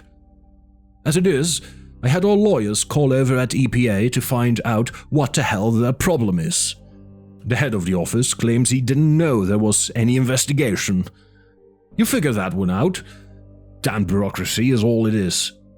Hell, I think this kid is trying to get down to Costa Rica, poke around, get onto our island. You know we have an island down there. No, Grant said, looking at Ellie. I didn't know. Oh yes, we bought it and started our operation 4 or 5 years ago now. I forgot exactly. It's called Isla Nublar. Big island, 100 miles offshore. Going to be a biological preserve. Wonderful place. Tropical jungle. You ought to see it, Dr. Grant. Sounds interesting, Grant said. But actually, it's almost finished now, Hammond said. I've sent you some material about it. Did you get my material? No, but we're pretty far from... Maybe it'll come today. Look it over. The island is just beautiful. It's got everything. We've been in construction now 30 months. You can imagine. Big park. Opens in September next year. You really ought to go see it. Yes, it sounds wonderful, but as a matter of fact, Hammond said, I'm going to insist you see it, Dr. Grant. I know you'd find it right up your alley. You'd find it fascinating. I'm in the middle of... Grant said. Say, I tell you what, Hammond said, as if the idea had just occurred to him. I'm having some of the people who consulted for us go down there this weekend. Spend a few days and look it over. At our expense, of course. It'd be terrific if you'd give us your opinion. I couldn't possibly, Grant said. Oh, just for the weekend, Hammond said, with the irritating, cheery persistence of an old man. That's all I'm talking about, Dr. Grant. I wouldn't want to interrupt your work. I know how important that work is. Believe me, I know that. Never interrupt your work. But you could hop on down there this weekend and be back on Monday. No, I couldn't, Grant said. I've just found a new skeleton and... Yes, fine, but I still think you should come, Hammond said, not really listening. And we've just received some evidence for a very puzzling and remarkable find, which seems to be a living procompsognathid. A what? Hammond said, slowing down. I didn't quite get that. You said a living procompsognathid? That's right, Grant said. It's a biological specimen, a partial fragment of an animal collected from Central America. A living animal? You don't say, Hammond said. A living animal? How extraordinary. Yes, Grant said. We think so too. So you see, this isn't time for me to be leaving... Central America, did you say? Yes. Where in Central America is it from? Do you know? A beach called Cabo Blanco. I don't know exactly where. I see. Hammond cleared his throat. And when did this specimen arrive in your hands? Just today. Today, I see. Today, I see. Yes. Hammond cleared his throat again. Grant looked at Ellie and mouthed, "What's going on?" Ellie shook her head. "Sounds upset." Grant mouthed, "See if Morris is still here." She went to the window and looked out, but Morris's car was gone. She turned back. On the speaker, Hammond coughed. Dr. Grant, have you told anybody about it yet? No. Good, that's good. Well, yes. I tell you frankly, Dr. Grant, I'm having a little problem about this island. This EPA thing is coming at just the wrong time. How's that? Grant said. Well, we've had our problems and some delays. Let's just say that I'm under a little pressure here, and I'd like you to look at this island for me. Give me your opinion. I'll be paying you the usual weekend consultant rate of $20,000 a day. That'd be $60,000 for 3 days. And if you can spare Dr. Sattler, she'll go at the same rate. We need a botanist. What do you say? Ellie looked at Grant as she said, "Well, Mr. Hammond, that much money would fully finance our expeditions for the next 2 summers." Good, good, Hammond said blandly. He seemed distracted now, his thoughts elsewhere.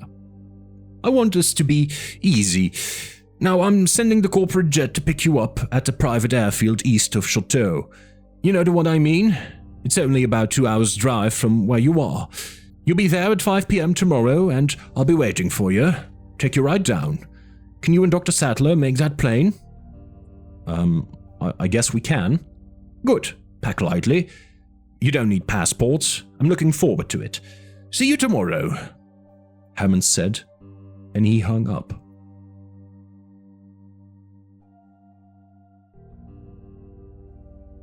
Cohen, Swain, and Ross.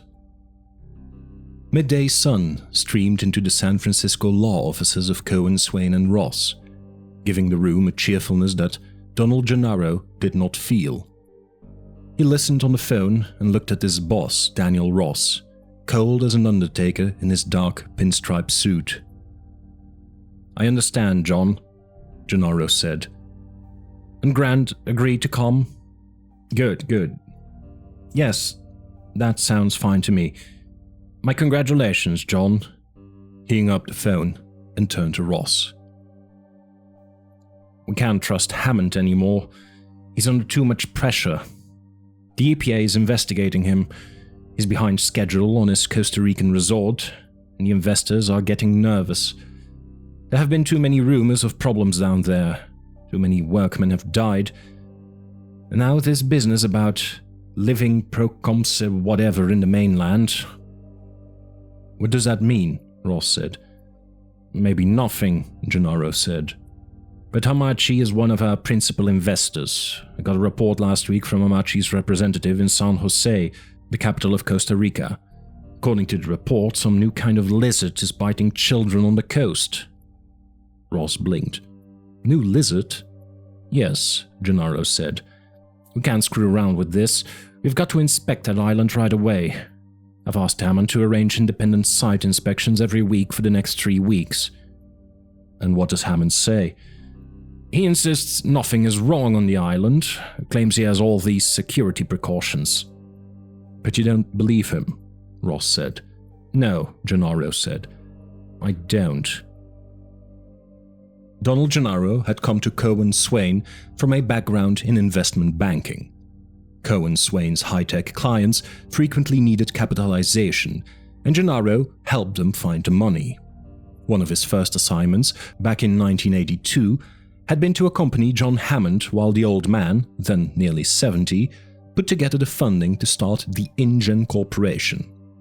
They eventually raised almost $1 billion, and Gennaro remembered it as a wild ride.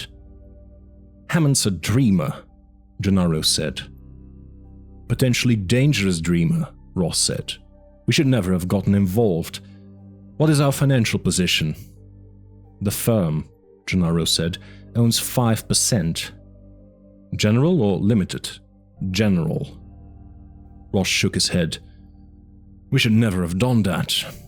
"It seemed wise at the time," Gennaro said. "Hell, it was 8 years ago. We took it in lieu of some fees. And if you remember, Hammond's plan was extremely speculative. He was really pushing the envelope. Nobody really thought he could pull it off." "But apparently he has," Ross said. "In any case, I agree that an inspection is overdue. What about your site experts?" "I'm starting with experts Hammond already hired as consultants early in the project." Gennaro tossed a list onto Ross's desk. "First group is a paleontologist, a paleobotanist, and a mathematician. They go down this weekend. I'll go with them." "Will they tell you the truth?" Ross said. "I think so.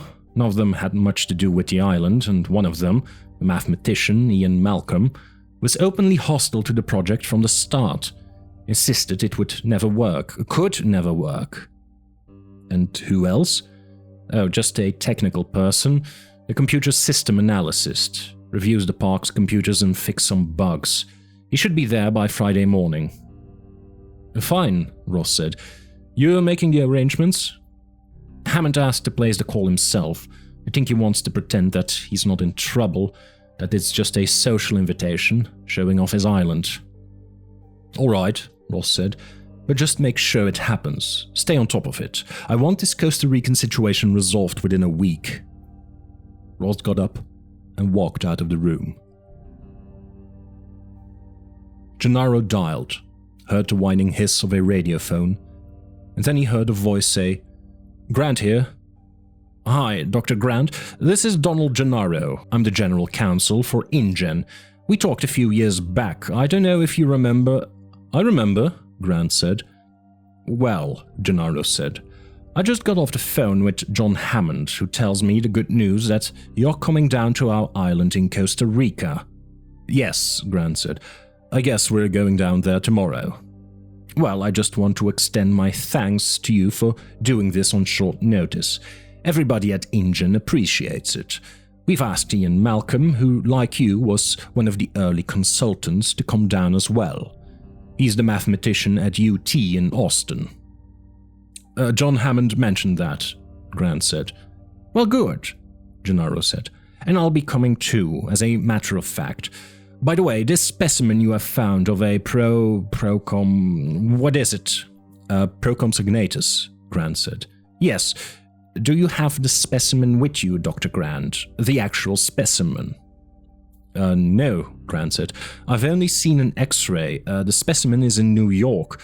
A woman from Columbia University called me." "Well, I wonder if you could give me the details on that," Gennaro said. "Then I can run down that specimen for Mr. Hammond, who's very excited about it. I'm sure you want to see the actual specimen too. Perhaps I can even get it delivered to the island while you're all down there," Gennaro said. Grant gave him the information. "Well, that's fine, Dr. Grant," Gennaro said. "My regards to Dr. Sattler. I look forward to meeting you and him tomorrow." And Gennaro hung up.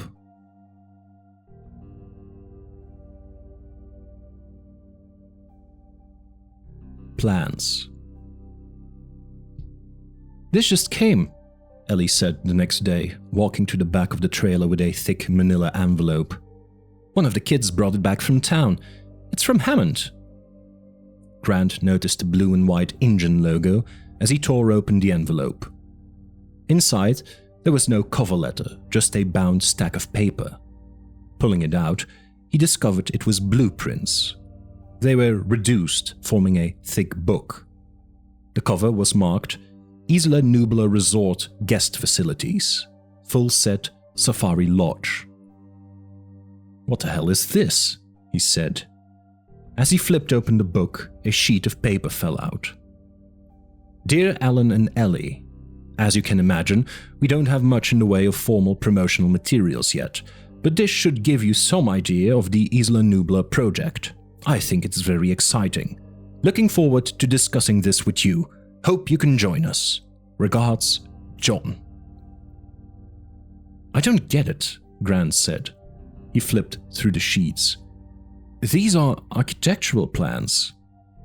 He turned to the top sheet. Visitor Center, Lodge, Isla Nublar Resort. Client, InGen Incorporated, Palo Alto, California. Architects, Dunning, Murphy and Associates, New York. Richard Murphy, design partner. Theodore Chen, senior designer. Sheldon James, administrative partner.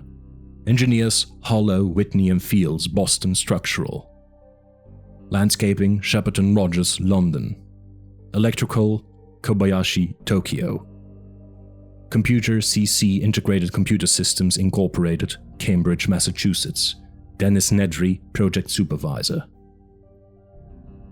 Grant turned to the plans themselves.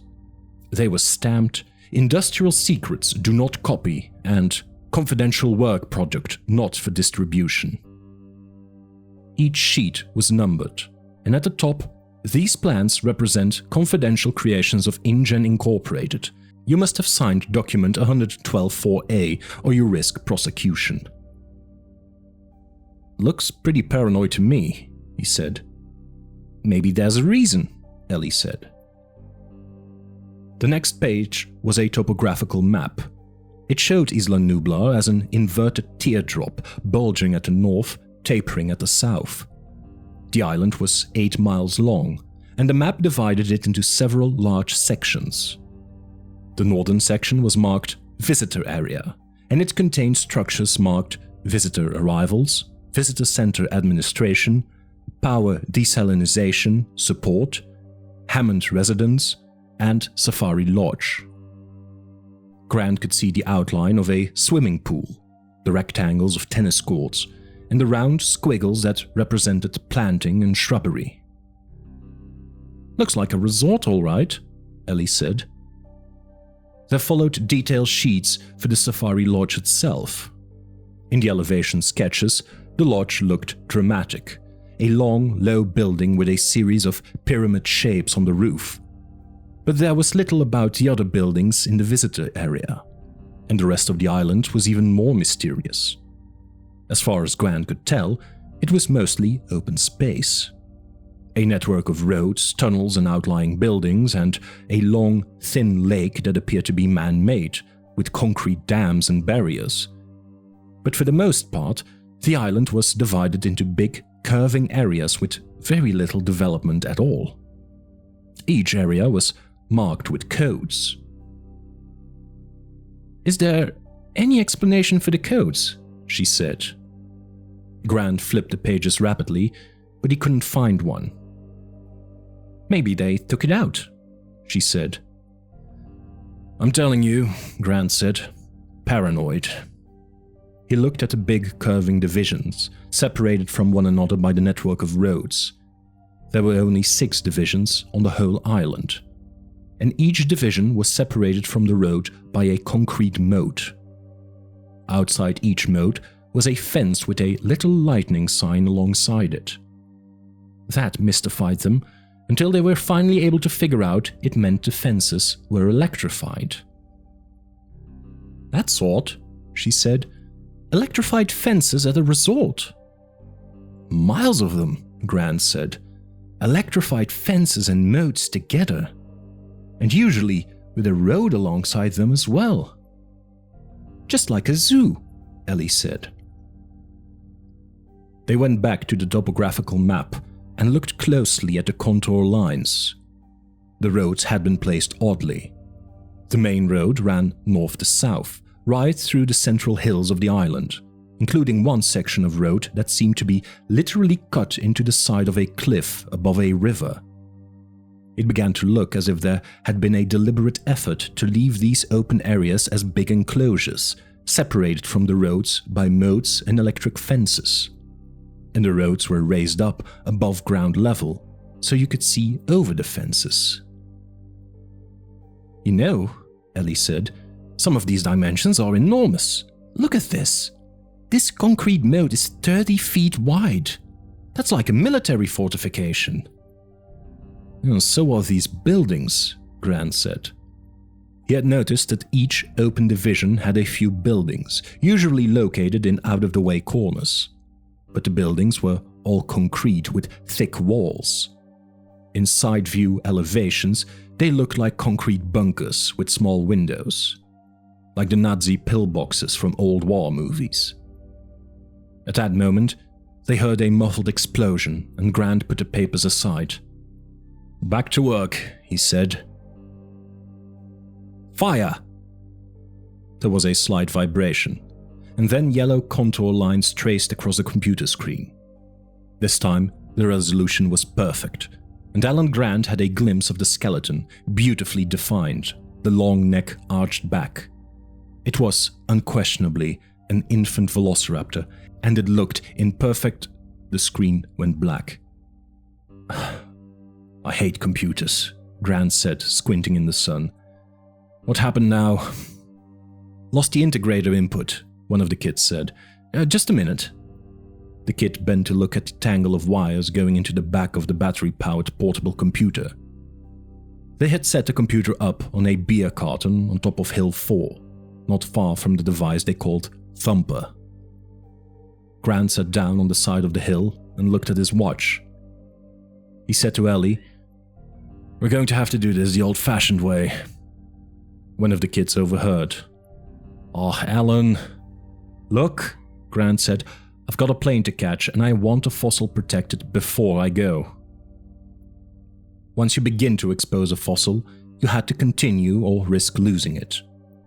Visitors imagined the landscape of the Badlands to be unchanging, but in fact it was continuously eroding, literally right before your eyes. All day long you could hear the clatter of pebbles rolling down the crumbling hillside. And there was always the risk of a rainstorm.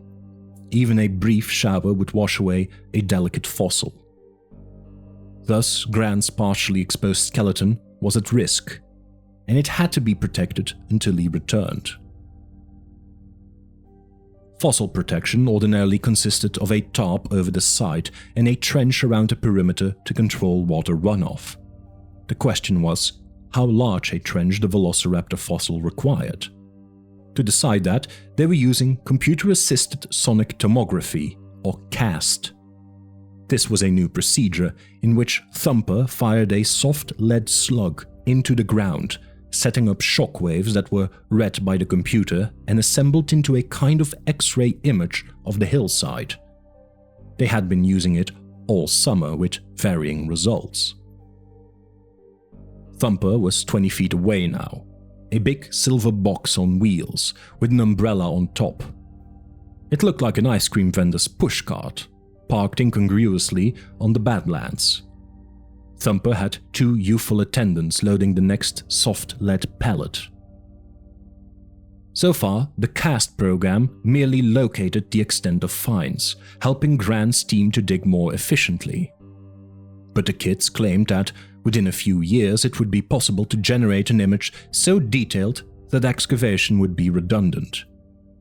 You could get a perfect image of the bones in 3 dimensions, and it promised a whole new era of archaeology without excavation. But none of that had happened yet, and the equipment that worked flawlessly in the university laboratory proved pitifully delicate and fickle in the field. "How much longer?" Grant said. "We got it now, Alan. It's not bad." Grant went to look at the computer screen. He saw the complete skeleton, traced in bright yellow. It was indeed a young specimen. The outstanding characteristic of Velociraptor, the single-toed claw, which in a full-grown animal was a curved 6-inch-long weapon capable of ripping open its prey, was in this infant no larger than the thorn on a rosebush. It was hardly visible at all on the screen, and Velociraptor was a lightly built dinosaur in any case, an animal as fine-boned as a bird, and presumably as intelligent. Here, the skeleton appeared in perfect order, except that the head and neck were bent back toward the posterior. Such neck flexion was so common in fossils that some scientists had formulated a theory to explain it, suggesting that the dinosaurs had become extinct because they had been poisoned by the evolving alkaloids in plants. The twisted neck was thought to signify the death agony of the dinosaurs. Grant had finally put that one to rest by demonstrating that many species of birds and reptiles underwent a post-mortem contraction of posterior neck ligaments, which bent the head backward in a characteristic way. It had nothing to do with the cause of death. It had to do with the way a carcass dried in the sun. Grant saw that this particular skeleton had also been twisted laterally, so that the right leg and foot were raised up above the backbone. "It looks kind of distorted," one of the kids said, "but I don't think it's the computer." "No," Grant said. "It's just time. Lots and lots of time." Grant knew that people could not imagine geological time. Human life was lived on another scale of time entirely. An apple turned brown in a few minutes. Silverware turned black in a few days. A compost heap decayed in a season. A child grew up in a decade.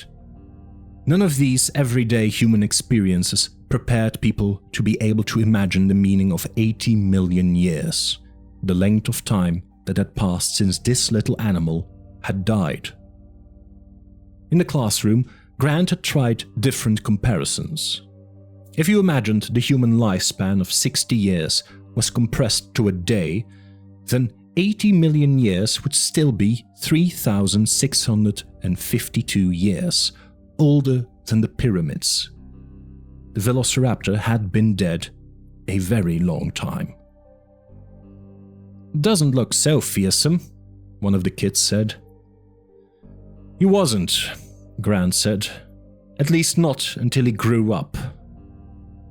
Probably, this baby had scavenged, feeding off carcasses slain by the adults, after the big animals had gorged themselves and lay basking in the sun. Carnivores could eat as much as 25% of their body weight in a single meal, and it made them sleepy afterward. The babies would chitter and scramble over the indulgent, somnolent bodies of the adults, and nip little bites from the dead animal. The babies were probably cute little animals. But an adult Velociraptor was not a matter entirely. Pound for pound, a Velociraptor was the most rapacious dinosaur that ever lived. Although relatively small, about 200 pounds, the size of a leopard, Velociraptors were quick, intelligent, and vicious, able to attack with sharp jaws, powerful clawed forearms, and a devastating single claw on the foot. Velociraptors hunted in packs, and Grant thought it must have been a sight to see a dozen of these animals racing at full speed, leaping onto the back of a much larger dinosaur, tearing at the neck and slashing at the ribs and belly. "We're running out of time," Ellie said, bringing him back. Grant gave instructions for the trench. From the computer image, they knew the skeleton lay in a relatively confined area. A ditch around a 2-meter square would be sufficient. Meanwhile, Ellie lashed down the tarp that covered the side of the hill. Grant helped her pound in the final stakes. "How did the baby die?" one of the kids asked. "I doubt we'll know," Grant replied. "Infant mortality in the wild is high. In African parks, it runs 70% among some carnivores. It could have been anything: disease, separation from the group, anything, or even attack by an adult. We know these animals hunted in packs, but we don't know anything about their social behavior in a group." The students nodded. They had all studied animal behavior, and they knew, for example, that when a new male took over a lion pride, the first thing he did was kill all the cubs. The reason was apparently genetic. The male had evolved to disseminate his genes as widely as possible, and by killing the cubs, he brought all the females into heat so that he could impregnate them. It also prevented the females from wasting their time nurturing the offspring of another male. Perhaps the Velociraptor hunting pack was also ruled by a dominant male. They knew so little about dinosaurs, Grant thought.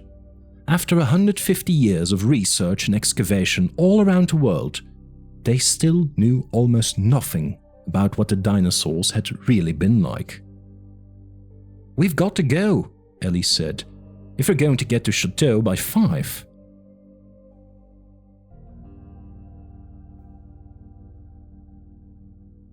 Hammond.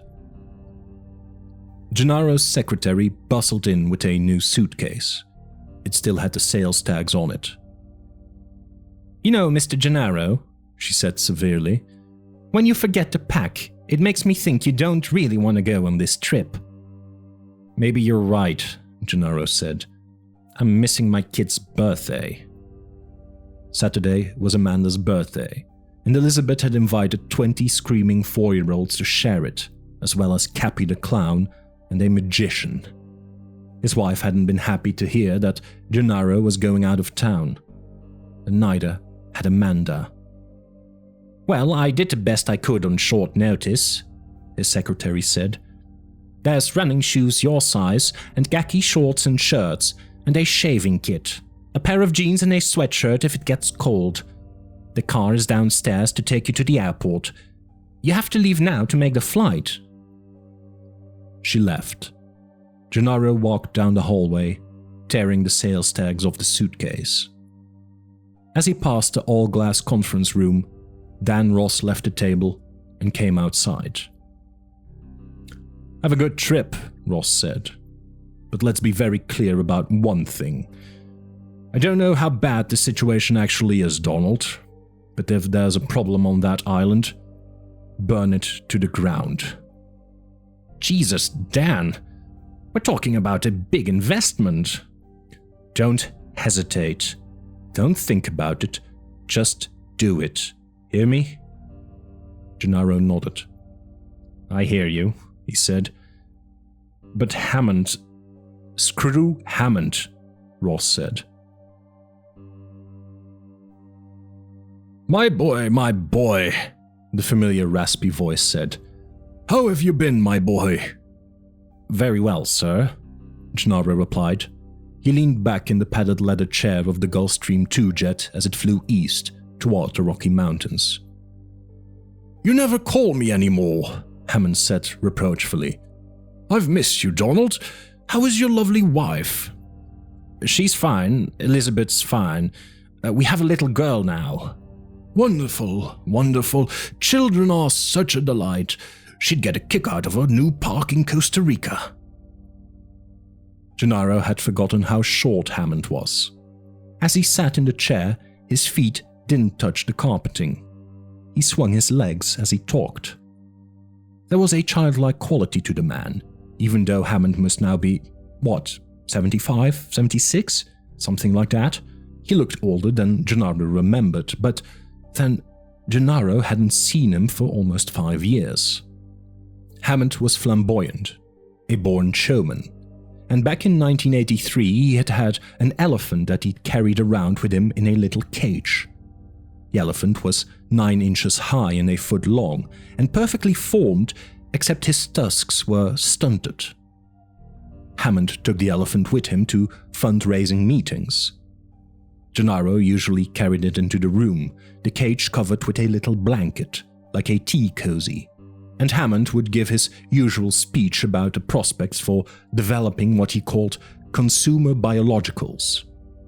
And then, at a dramatic moment, Hammond would whip away the blanket to reveal the elephant, and he would ask for money. The elephant was always a rousing success.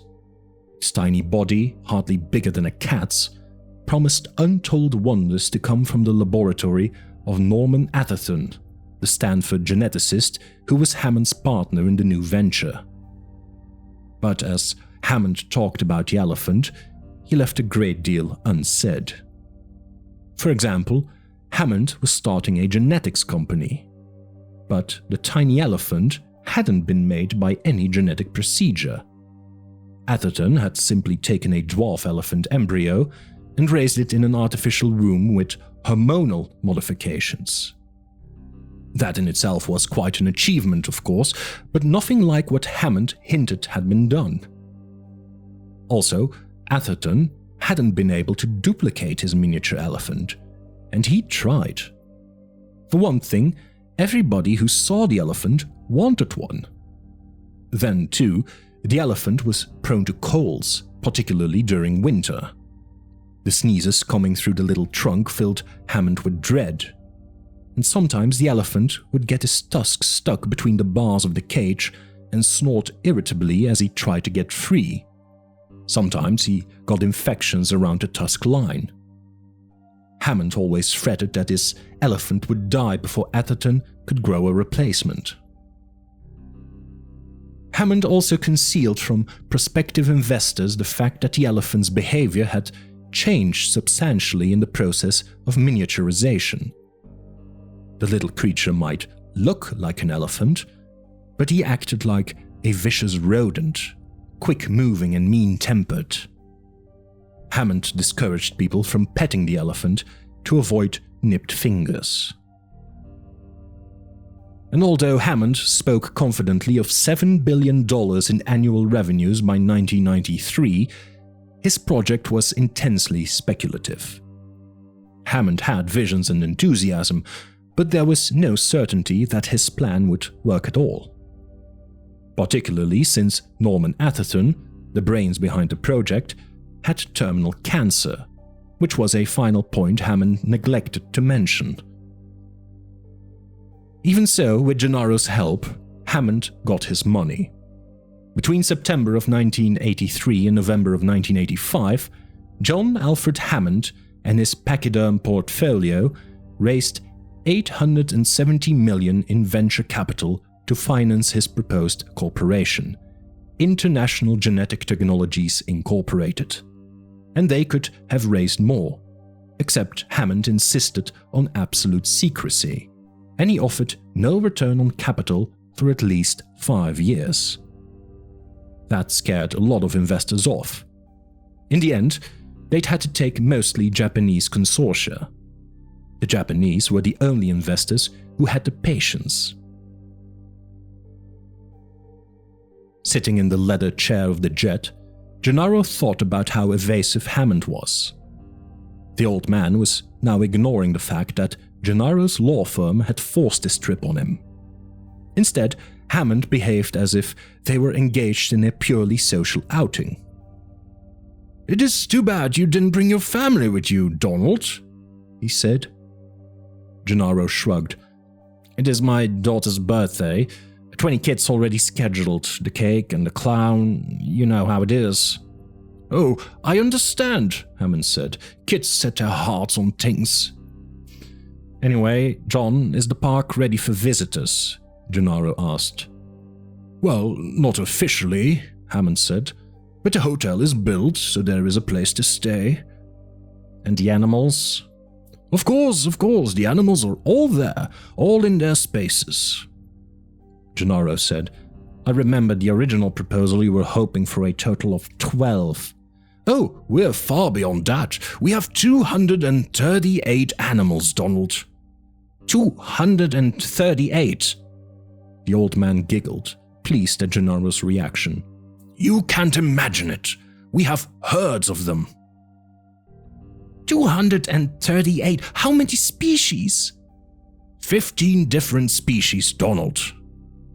"That's incredible," Gennaro said. "That's fantastic. And what about all the other things you wanted? The facilities, the computers?" All of it, Hammond said. "Everything on that island is state-of-the-art. You'll see for yourself, Donald. It's perfectly wonderful. That's why this concern is so misplaced. There is absolutely no problem with the island." Gennaro said, "Then there should absolutely be no problem with an inspection." "And there isn't," Hammond said. "But it slows things down. Everything has to stop for the official visit." "You've had delays anyway. You've postponed the opening." "Oh, that." Hammond tugged at a red silk handkerchief in the breast pocket of his sport coat. "It was bound to happen. Bound to happen." "Why?" Gennaro asked. "Well, Donald," Hammond said, "to explain that, you'd have to go back to the initial concept of the resort. The concept of the most advanced amusement park in the world, combining the latest electronic and biological technologies. I'm not talking about rides. Everybody has rides. Coney Island has rides. And these days everybody has animatronic environments. The haunted house, the pirate den, the Wild West, the earthquake. Everyone has those. So we set out to make biological attractions, living attractions, attractions so astonishing they would capture the imagination of the entire world." Gennaro had to smile. It was almost the same speech, word for word, that he had used on the investors so many years ago. "And we can never forget the ultimate object of the project in Costa Rica, to make money," Hammond said, staring out the windows of the jet. "Lots and lots of money." "I remember," Gennaro said. "And the secret to making money in a park," Hammond said, "is to limit your personnel costs. The food handlers, ticket takers, cleanup crews, repair teams. To make a park that runs with minimal staff. And that's why we invested in all the computer technology. We automated wherever we could, spared no expense." "I remember. But the plain fact is," Hammond said, When you put together all the animals and all the computer systems, you run into snags. Whoever got a major computer system up and running on schedule? Nobody I know. So you just had a normal startup delay? Yes, that's right, Hammond said. Normal delays. I heard there were accidents during construction, Gennaro said. Some workmen died. Yes, there were several accidents, Hammond said, and a total of 3 deaths. 2 workers died building the cliff road, and 1 other died as a result of an earth mover accident in January. But we haven't had any accidents for months now. He put his hand on the younger man's arm. Donald, he said, believe me when I tell you that everything on the island is going forward as planned.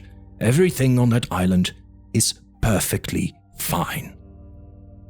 The intercom clicked. The pilot said, "Seatbelts, please. We're landing in Chateau."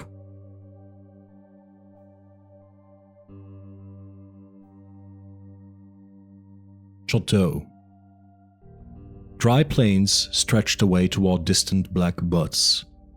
The afternoon wind blew dust and tumbleweed across the cracked concrete.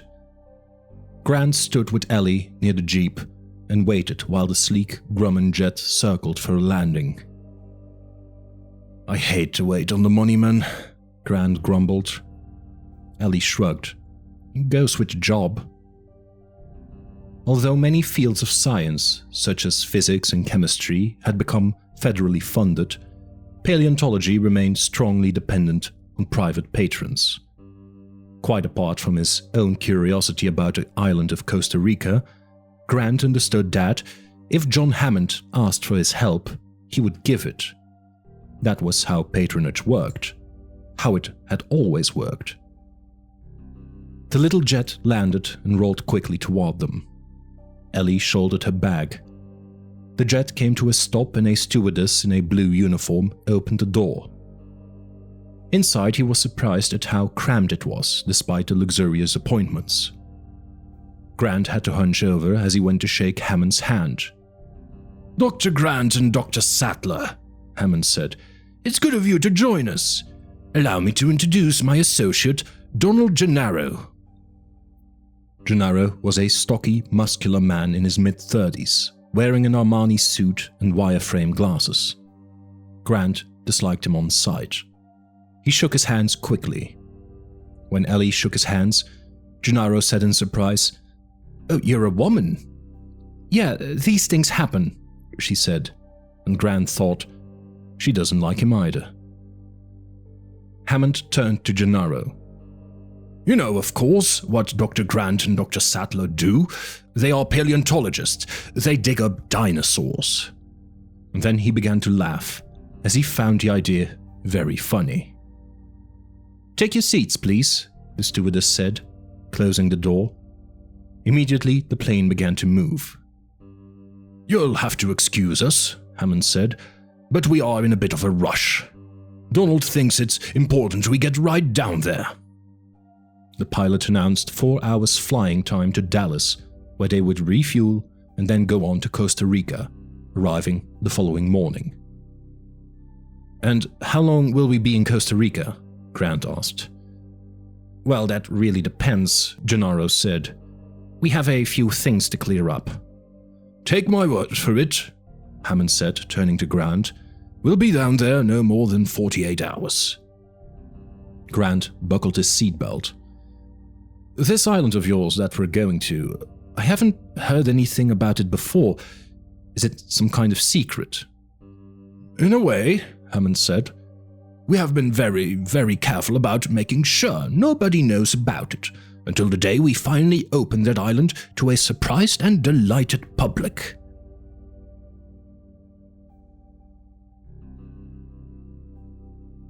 Target of opportunity. The Biosin Corporation of Cupertino, California, had never called an emergency meeting of its board of directors.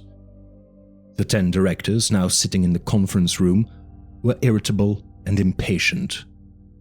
It was 8 p.m.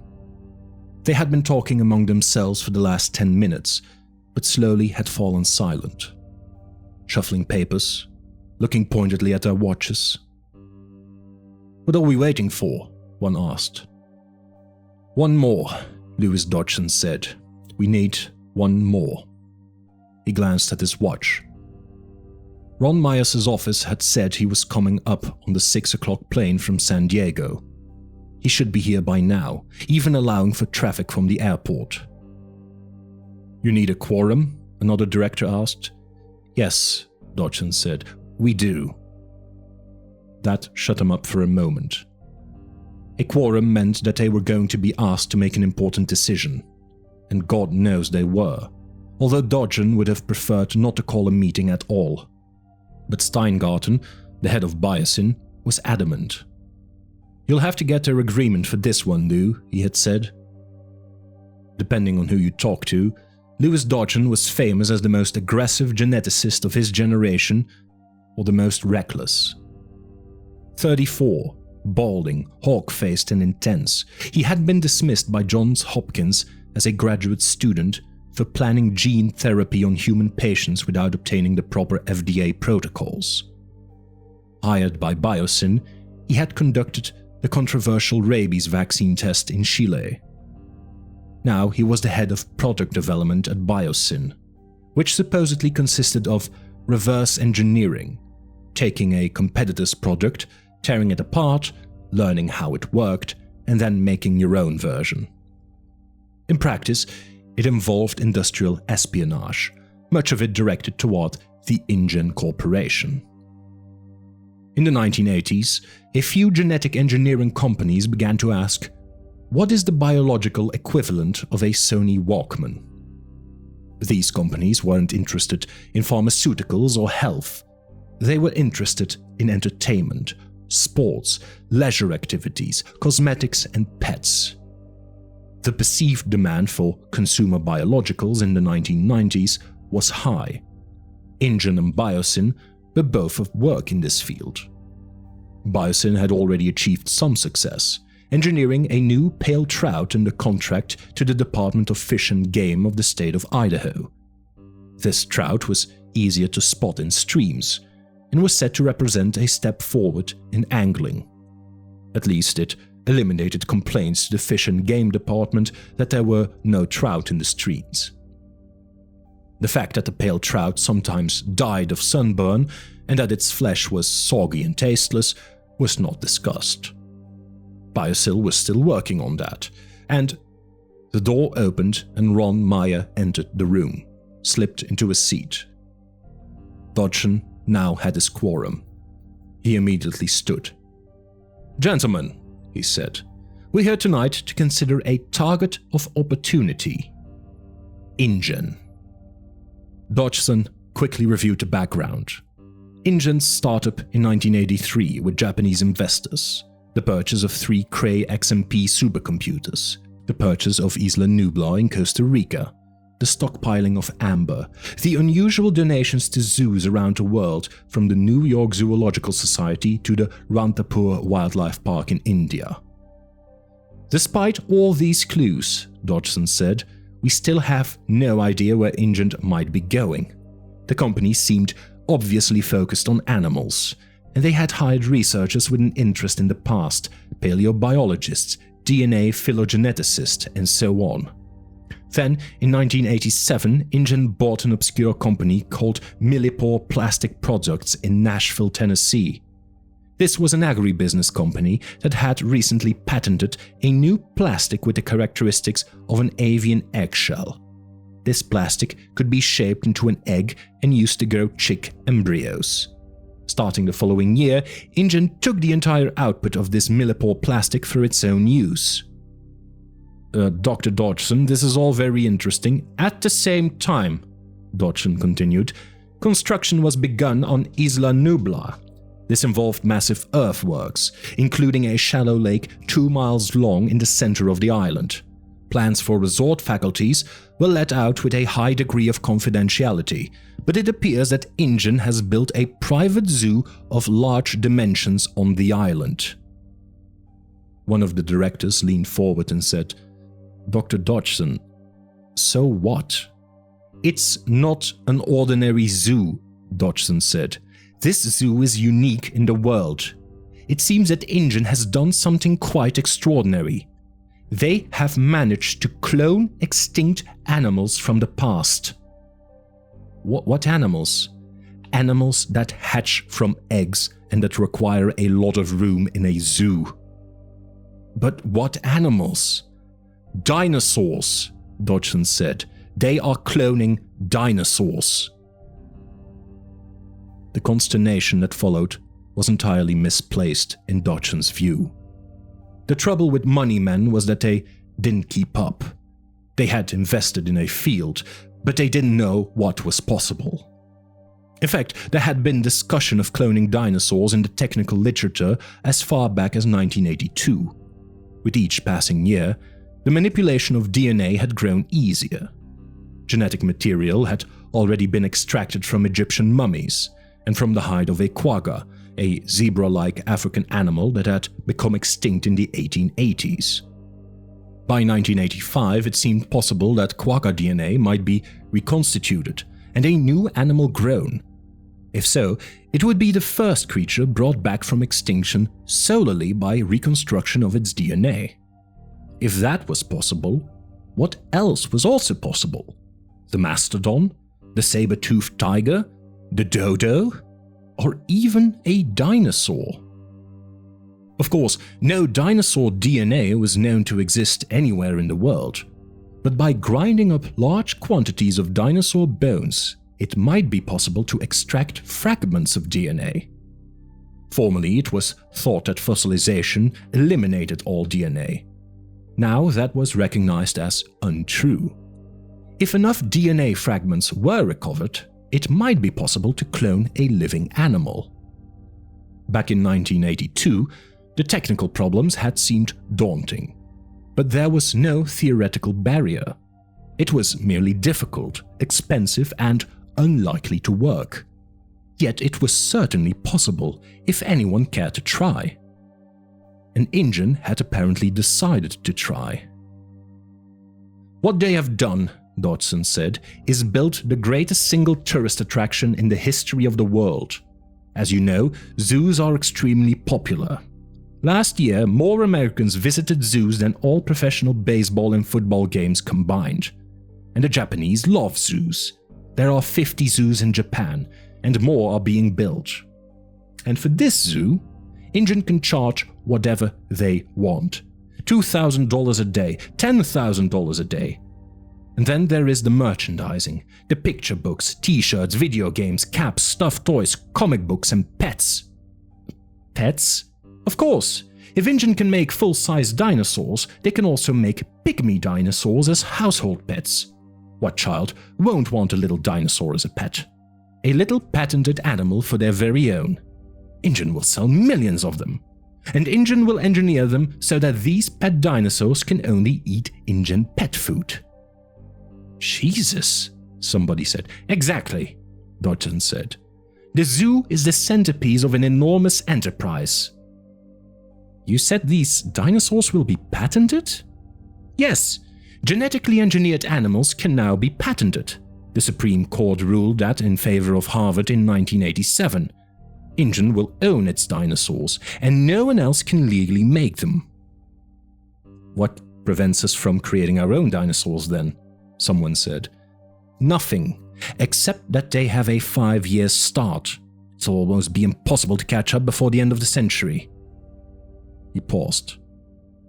Of course, if we could obtain examples of their dinosaurs, we could reverse engineer them and make our own, with enough modifications in the DNA to evade their patents. And can we obtain examples of their dinosaurs? Dodgson paused. I believe we can, yes. Somebody cleared his throat.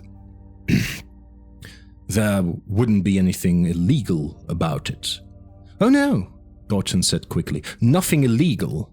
I'm talking about a legitimate source of their DNA. A disgruntled employee or some trash improperly disposed of, something like that. And do you have a legitimate source, Dr. Dodgson? Oh, I do, Dodgson said, "but I'm afraid there is some urgency to the decision, because InGen is experiencing a small crisis and my source will have to act within the next 24 hours. A long silence descended over the room. The men looked at the secretary, taking notes, and the tape recorder on the table in front of her. "I don't see the need for a formal resolution on this," Dodgson said. "Just a sense of the room as to whether you feel I should proceed." Slowly, the heads nodded. Nobody spoke.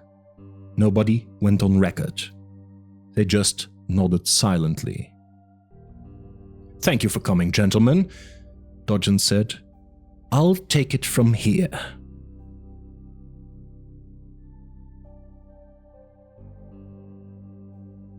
Airport. Louis Dodgson entered the coffee shop in the departure building of the San Francisco airport and looked around quickly. His man was already there, waiting at the counter. Dodgson sat down next to him and placed a briefcase on the floor between them. "You're late, pal," the man said. He looked at the straw hat Dodgson was wearing and laughed. "What's this supposed to be? A disguise?" "You never know," Dodgson said, suppressing his anger. For 6 months, Dodgson had patiently cultivated this man, who had grown more obnoxious and arrogant with each meeting. But there was nothing Dodgson could do about that. Both men knew exactly what the stakes were. Bioengineered DNA was, weight for weight, the most valuable material in the world. A single microscopic bacterium, too small to see with the naked eye, but containing the genes for a heart attack enzyme, streptokinase, or for ice miners which prevented frost damage to crops, might be worth $5 billion to the right buyer. And that fact of life had created a bizarre new world of industrial espionage. Dodgson was especially skilled at it. In 1987, he convinced a disgruntled geneticist to quit CETUS for biosin and take 5 strains of engineered bacteria with her. The geneticist simply put a drop of each on the fingernails of one hand and walked out the door. But InGen presented a tougher challenge. Dodgson wanted more than bacterial DNA. He wanted frozen embryos, and he knew InGen guarded its embryos with the most elaborate security measures. To obtain them, he needed an InGen employee who had access to the embryos and who was willing to steal them, and who could defeat the security. And such a person was not easy to find. Dodgson had finally located a susceptible InGen employee earlier in the year. Although this particular person had no access to the genetic material, Dodgson kept up the contact, meeting the man monthly at Carlos and Charlie's in Silicon Valley, helping him in small ways. And now that InGen was inviting contractors and advisors to visit the island, it was the moment that Dodgson had been waiting for, because it meant his man would have access to embryos. "Let's get down to it," the man said. "I've got 10 minutes before my flight." "You want to go over it again?" Dodgson said. "Hell no, Dr. Dodgson," the man said. "I want to see the damn money." Dodgson flipped the latch on the briefcase and opened it a few inches. The man glanced down casually. "That's all of it?" "That's half of it. $750,000. "Okay, fine." The man turned away and drank his coffee. "That's fine, Dr. Dodgson." Dodgson quickly locked the briefcase. "That's for all 15 species, you remember?" "I remember 15 species, frozen embryos, and how am I going to transport them?" Dodgson handed the man a large can of Gillette foamy shaving cream. "That's it." "That's it." "They may check my luggage." Dodgson shrugged. "Press the top," he said. The man pressed it, and white shaving cream puffed into his hand. "Not bad." He wiped the foam on the edge of his plate. "Not bad." "The can's a little heavier than usual is all." Dodgson's technical team had been assembling it around the clock for the last 2 days. Quickly he showed him how it worked. How much coolant gas is inside? Enough for 36 hours. The embryos have to be back in San Jose by then. That's up to your guy in the boat, the man said. Better make sure he has a portable cooler on board. Yeah, I'll do that, Dodgson said. And let's just review the bidding. The deal is the same, Dodgson said. 50,000 on delivery of each embryo. If they're viable, an additional 50,000 each. Oh, that's fine. Just make sure you have the boat waiting at the east dock of the island Friday night. Not the north dock, where the big supply boats arrive. The east dock. It's a small utility dock. You got that? Yes, I got it, Dodgson said. When will you be back in San Jose? Probably Sunday. The man pushed away from the counter. Dodgson fretted. You're sure you know how to work the... I know, the man said. Believe me, I know. Also, Dodgson said, we think the island maintains constant radio contact with InGen corporate headquarters in California. So, look, I've got it covered, the man said. Just relax and get the money ready. I want it all Sunday morning in San Jose Airport in cash. I'll be waiting for you, Dodgson said. Don't worry about that.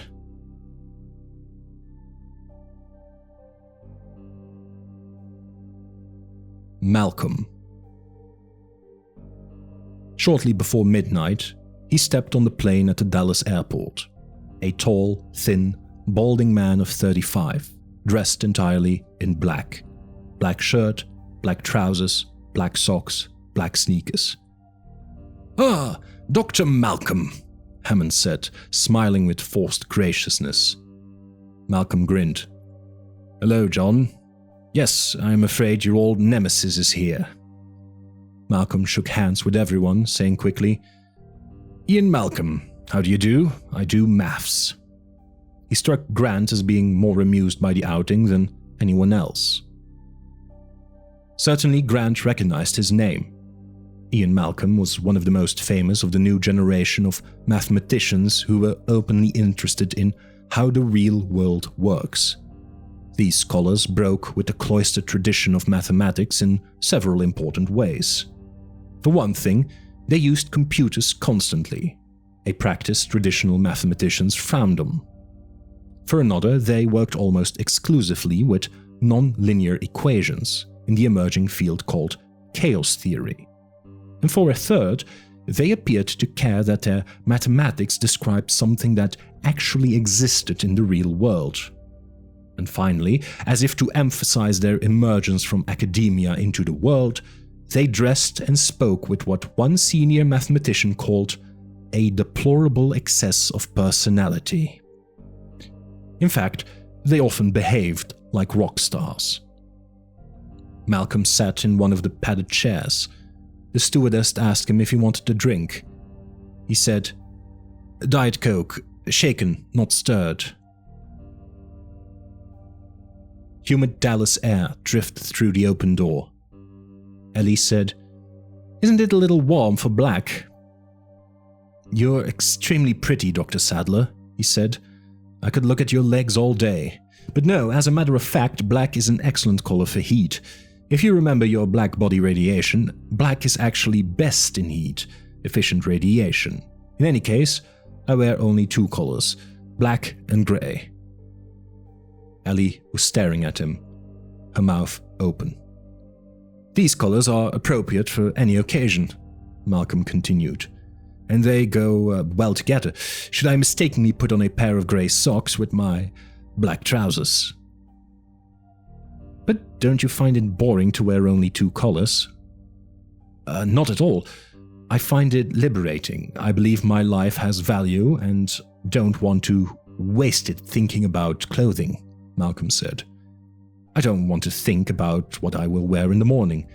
Truly, can you imagine anything more boring than fashion? Professional sports, perhaps. Grown men swatting little balls while the rest of the world pays money to applaud. But on the whole, I find fashion even more tedious than sports. Dr. Malcolm, Hammond explained, is a man of strong opinions. And mad as a hatter, Malcolm said cheerfully. But you must admit, these are non-trivial issues. We live in a world of frightful givens. It is given that you will behave like this, given that you will care about that. No one thinks about the givens. Isn't that amazing? In the information society, nobody thinks. We expected to banish paper, but we actually banished thought. Hammond turned to Gennaro and raised his hands. You invited him? And a lucky thing too, Malcolm said. Because it sounds as if you have a serious problem. We have no problem, Hammond said quickly. I always maintained this island would be unworkable, Malcolm said. I predicted it from the beginning. He reached into a soft leather briefcase. And I trust by now we all know what the eventual outcome is going to be. You're going to have to shut the whole thing down. Shut it down? Hammond stood angrily. This is ridiculous. Malcolm shrugged, indifference to Hammond's outburst. I've brought copies of my original paper for you to look at, he said. The original consultancy paper I did for InGen. The mathematics are a bit sticky, but I can walk you through it. Are you leaving now? I have some phone calls to make, Hammond said, and went into the adjoining cabin. Well, it's a long flight, Malcolm said to the others. At least my paper will give you something to do. The plane flew through the night. Grant knew that Ian Malcolm had his share of detractors, and he could understand why some found his style to be too abrasive, and his applications of chaos theory too glib. Grant thumbed through the paper, glancing at the equations. Gennaro said, Your paper concludes that Hammond's Island is bound to fail. Correct. Because of chaos theory. Correct. To be more precise, because of the behavior of the systems in phase space. Gennaro tossed the paper aside and said, And can you explain this in English? Surely, Malcolm said.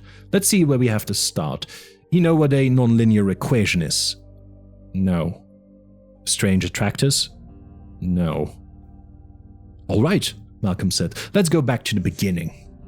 He paused, staring at the ceiling. Physics has had great success at describing certain kinds of behavior. Planets in orbit, spacecraft going to the moon, pendulums and springs and rolling balls, that sort of thing. The regular movement of objects. These are described by what are called linear equations, and mathematicians can solve those equations easily. We've been doing it for hundreds of years. Okay, Gennaro said. But there is another kind of behavior which physics handles badly. For example, anything to do with turbulence, water coming out of a spout, air moving over an airplane wing, weather, blood flowing through the heart. Turbulent events are described by non-linear equations. They are hard to solve. In fact, they're usually impossible to solve. So physics has never understood this whole class of events, until about 10 years ago. The new theory that describes them is called chaos theory. Chaos theory originally grew out of attempts to make computer models of weather in the 1960s. Weather is a big, complicated system, namely the Earth's atmosphere as it interacts with the land and the sun. The behavior of this big, complicated system always defied understanding, so naturally we couldn't predict weather. But what the early researchers learned from computer models was that even if you could understand it, you still couldn't predict it. Weather prediction is absolutely impossible. The reason is that the behavior of the system is sensitively dependent on initial conditions. You lost me, Gennaro said.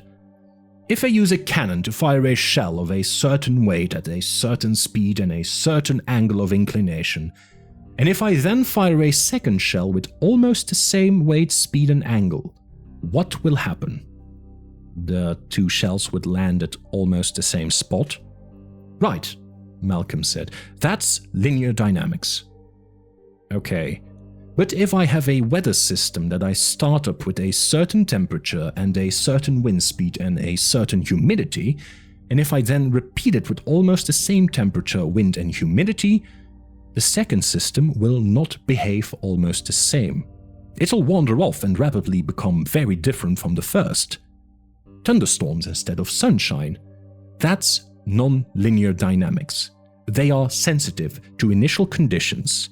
Tiny differences become amplified. I think I see, Gennaro said. The shorthand is the butterfly effect. A butterfly flaps its wings in Peking, and weather in New York is different. So, chaos is all just random and unpredictable, Gennaro said. Is that it? No, Malcolm said. We actually find hidden regularities within the complex variety of a system's behavior. That's why chaos has now become a very broad theory that's used to study everything from the stock market to rioting crowds to brainwaves during epilepsy. Any sort of complex system where there is confusion and unpredictability, we can find an underlying order. Okay? Okay, Gennaro said. But what is this underlying order? It's essentially characterized by the movement of the system within phase space, Malcolm said. Jesus, Gennaro said. All I want to know is why you think Hammond's island can't work. Oh, I understand, Malcolm said, and I'll get there. Chaos theory says two things. First, that complex systems like weather have an underlying order. Second, the reverse of that simple systems can produce complex behavior. For example, pool balls. You hit a pool ball and it starts to carom off the sides of the table. In theory, that's a fairly simple system, almost a Newtonian system. Since you can know the force imparted to the ball and the mass of the ball, and you can calculate the angles at which it will strike the walls, you can predict the future behavior of the ball. In theory, you could predict the behavior of the ball far into the future, as it keeps bouncing from side to side. You could predict where it will end up 3 hours from now, in theory. Okay, Gennaro nodded. But in fact, Malcolm said, it turns out you can't predict more than a few seconds into the future, because almost immediately, very small effects, imperfections in the surface of the ball, tiny indentations in the wood of the table, start to make a difference. And it doesn't take long before they overpower your careful calculations. So it turns out that this simple system of a pool ball on a table has unpredictable behavior. Okay. And Hammond's project, Malcolm said, is another apparently simple system, animals within a zoo environment, that will eventually show unpredictable behavior. And you know this because of a theory, Malcolm said. But hadn't you better see the island to see what he's actually done? No, that's actually quite unnecessary. The details don't matter. Theory tells me that the island will quickly proceed to behave in unpredictable fashion.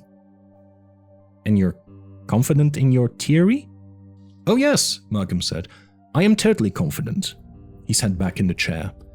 There is a problem with that island already.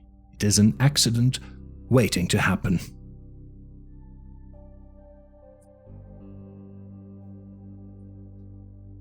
Isla Nublar. With a whine, the rotors began to swing in circles overhead, casting shadows on the runway of San Jose Airport. Grant listened to the crackle in his earphones as the pilot talked to the tower. They had picked up another passenger in San Jose, a man named Dennis Nedry, who had flown in to meet them. He was fat and sloppy, eating a candy bar, and there was sticky chocolate on his fingers and flecks of aluminum foil on his shirt. Nedry had mumbled something about doing computers on the island and hadn't offered to shake hands. Through the plexi bubble, Grant watched the airport concrete drop away beneath his feet, and he saw the shadow of the helicopter racing along as they went west, towards the mountains. It's about a 40-minute trip, Hammond said from one of the rear seats. Grant watched the low hills rise up, and then they were passing through intermittent clouds, breaking out into sunshine. The mountains were rugged, though he was surprised at the amount of deforestation, acre after acre of denuded, eroded hills. Costa Rica, Hammond said, has better population control than other countries in Central America. But even so, the land is badly deforested. Most of this is within the last 10 years. They came down out of the clouds on the other side of the mountains, and Grant saw the beaches of the west coast. They flashed over a small coastal village. "Bahia Nasco," the pilot said. "Fishing village." He pointed north. "Up the coast there, you see the Cabo Blanco Preserve. They have beautiful beaches." The pilot headed straight out over the ocean. The water turned green and then deep aquamarine. The sun shone on the water. It was about 10 in the morning. "Just a few minutes now," Hammond said, "and we should be seeing Isla Nublar." Isla Nublar, Hammond explained, was not a true island. Rather, it was a seamound, a volcanic upthrusting of rock from the ocean floor. "Its volcanic origins can be seen all over the island," Hammond said. "There are steam vents in many places, and the ground is often hot underfoot. Because of this, and also because of prevailing currents, Isla Nublar lies in a foggy area. As we get there, you will see... Ah! There we are!" The helicopter rushed forward, low to the water. Ahead, Grant saw an island, rugged and craggy, rising sharply from the ocean. "Christ, it looks like Alcatraz," Malcolm said. Its forested slopes were wreathed in fog, giving the island a mysterious appearance. "Much larger, of course," Hammond said. 8 miles long and 3 miles wide at the widest point. In total, some 22 square miles, making it the largest private animal preserve in North America. The helicopter began to climb and headed toward the north end of the island. Grant was trying to see through the dense fog. "It's not usually this thick," Hammond said. He sounded worried. At the north end of the island, the hills were highest, rising more than 2,000 feet above the ocean. The tops of the hills were in fog, but Grant saw rugged cliffs and crashing ocean below. The helicopter climbed above the hills.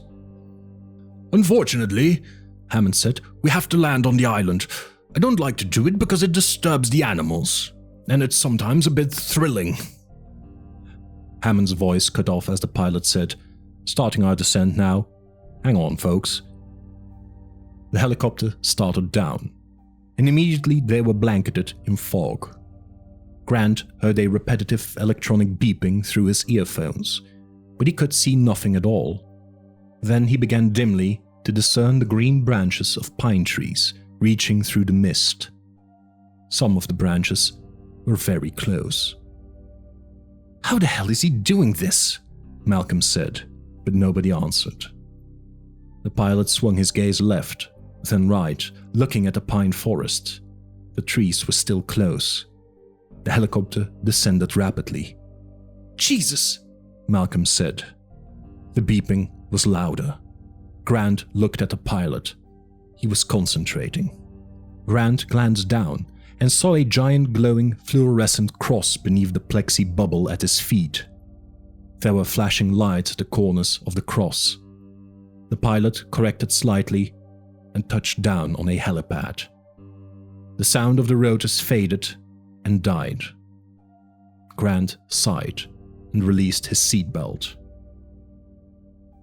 "We have to come down fast that way," Hammond said, "because of the wind shear. There is often bad wind shear on this peak, and, well, we're safe." Someone was running up to the helicopter. A man with a baseball cap and red hair. He threw open the door and said cheerfully, "Hi, I'm Ed Regis. Welcome to Isla Nublar, everybody. And watch your step, please." A narrow path wound down the hill. The air was chilly and damp.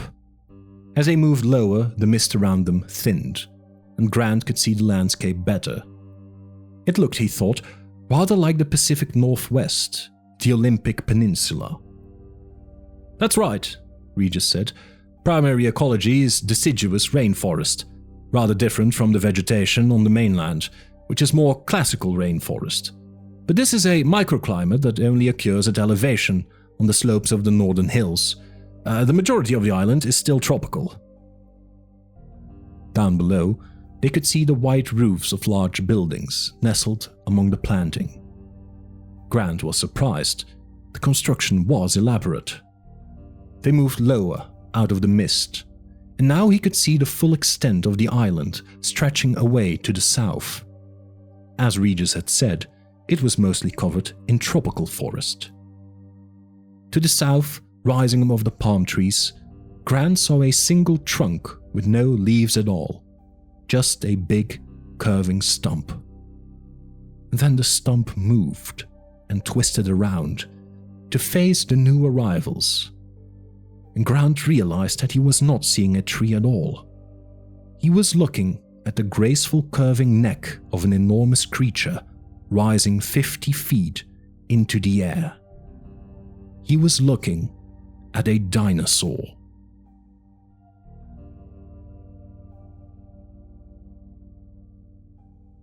Welcome. My God, Ellie said softly.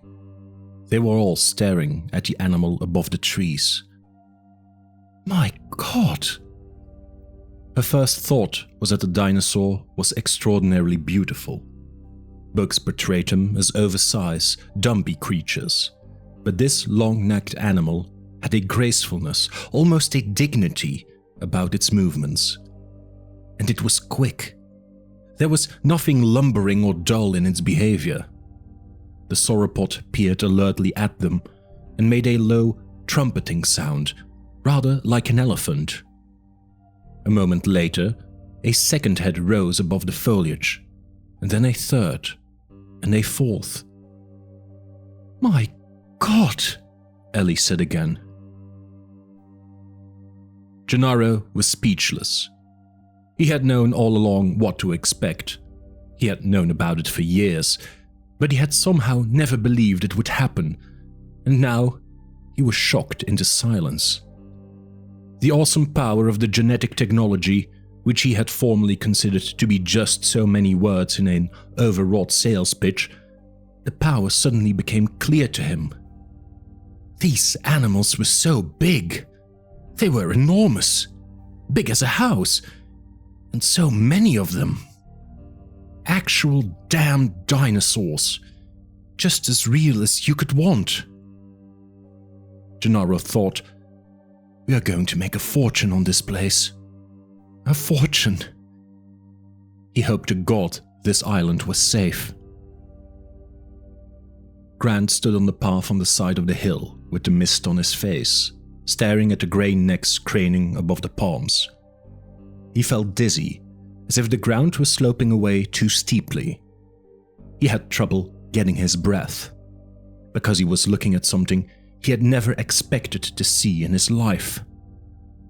Yet, he was seeing it. The animals in the mist were perfect apatosaurs, medium-sized sauropods. His stunned mind made academic associations. North American herbivores, late Jurassic Horizon, commonly called Brontosaurus, first discovered by E.D. Cope in Montana in 1876. Specimens associated with Morrison Formation strata in Colorado, Utah, and Oklahoma. Recently, Berman and McIntosh had reclassified a Diplodocus based on skull appearance. Traditionally, Brontosaurus was thought to spend most of its time in shallow water, which would help support its large bulk. Although this animal was clearly not in the water, it was moving much too quickly, the head and neck shifting about the palms in a very active manner. A surprisingly active manner. Grant began to laugh. "What is it?" Hammond said, worried. "Is something wrong?" Grant shook his head and continued to laugh. He couldn't tell them that what was funny was that he had seen the animal for only a few seconds, but he had already begun to accept it, and to use his observations to answer long-standing questions in the field. He was still laughing as he saw a fifth and sixth neck crane up above the palm trees. The sauropods watched the people arrive. They reminded Grant of oversized giraffes. They had the same pleasant, rather stupid gaze.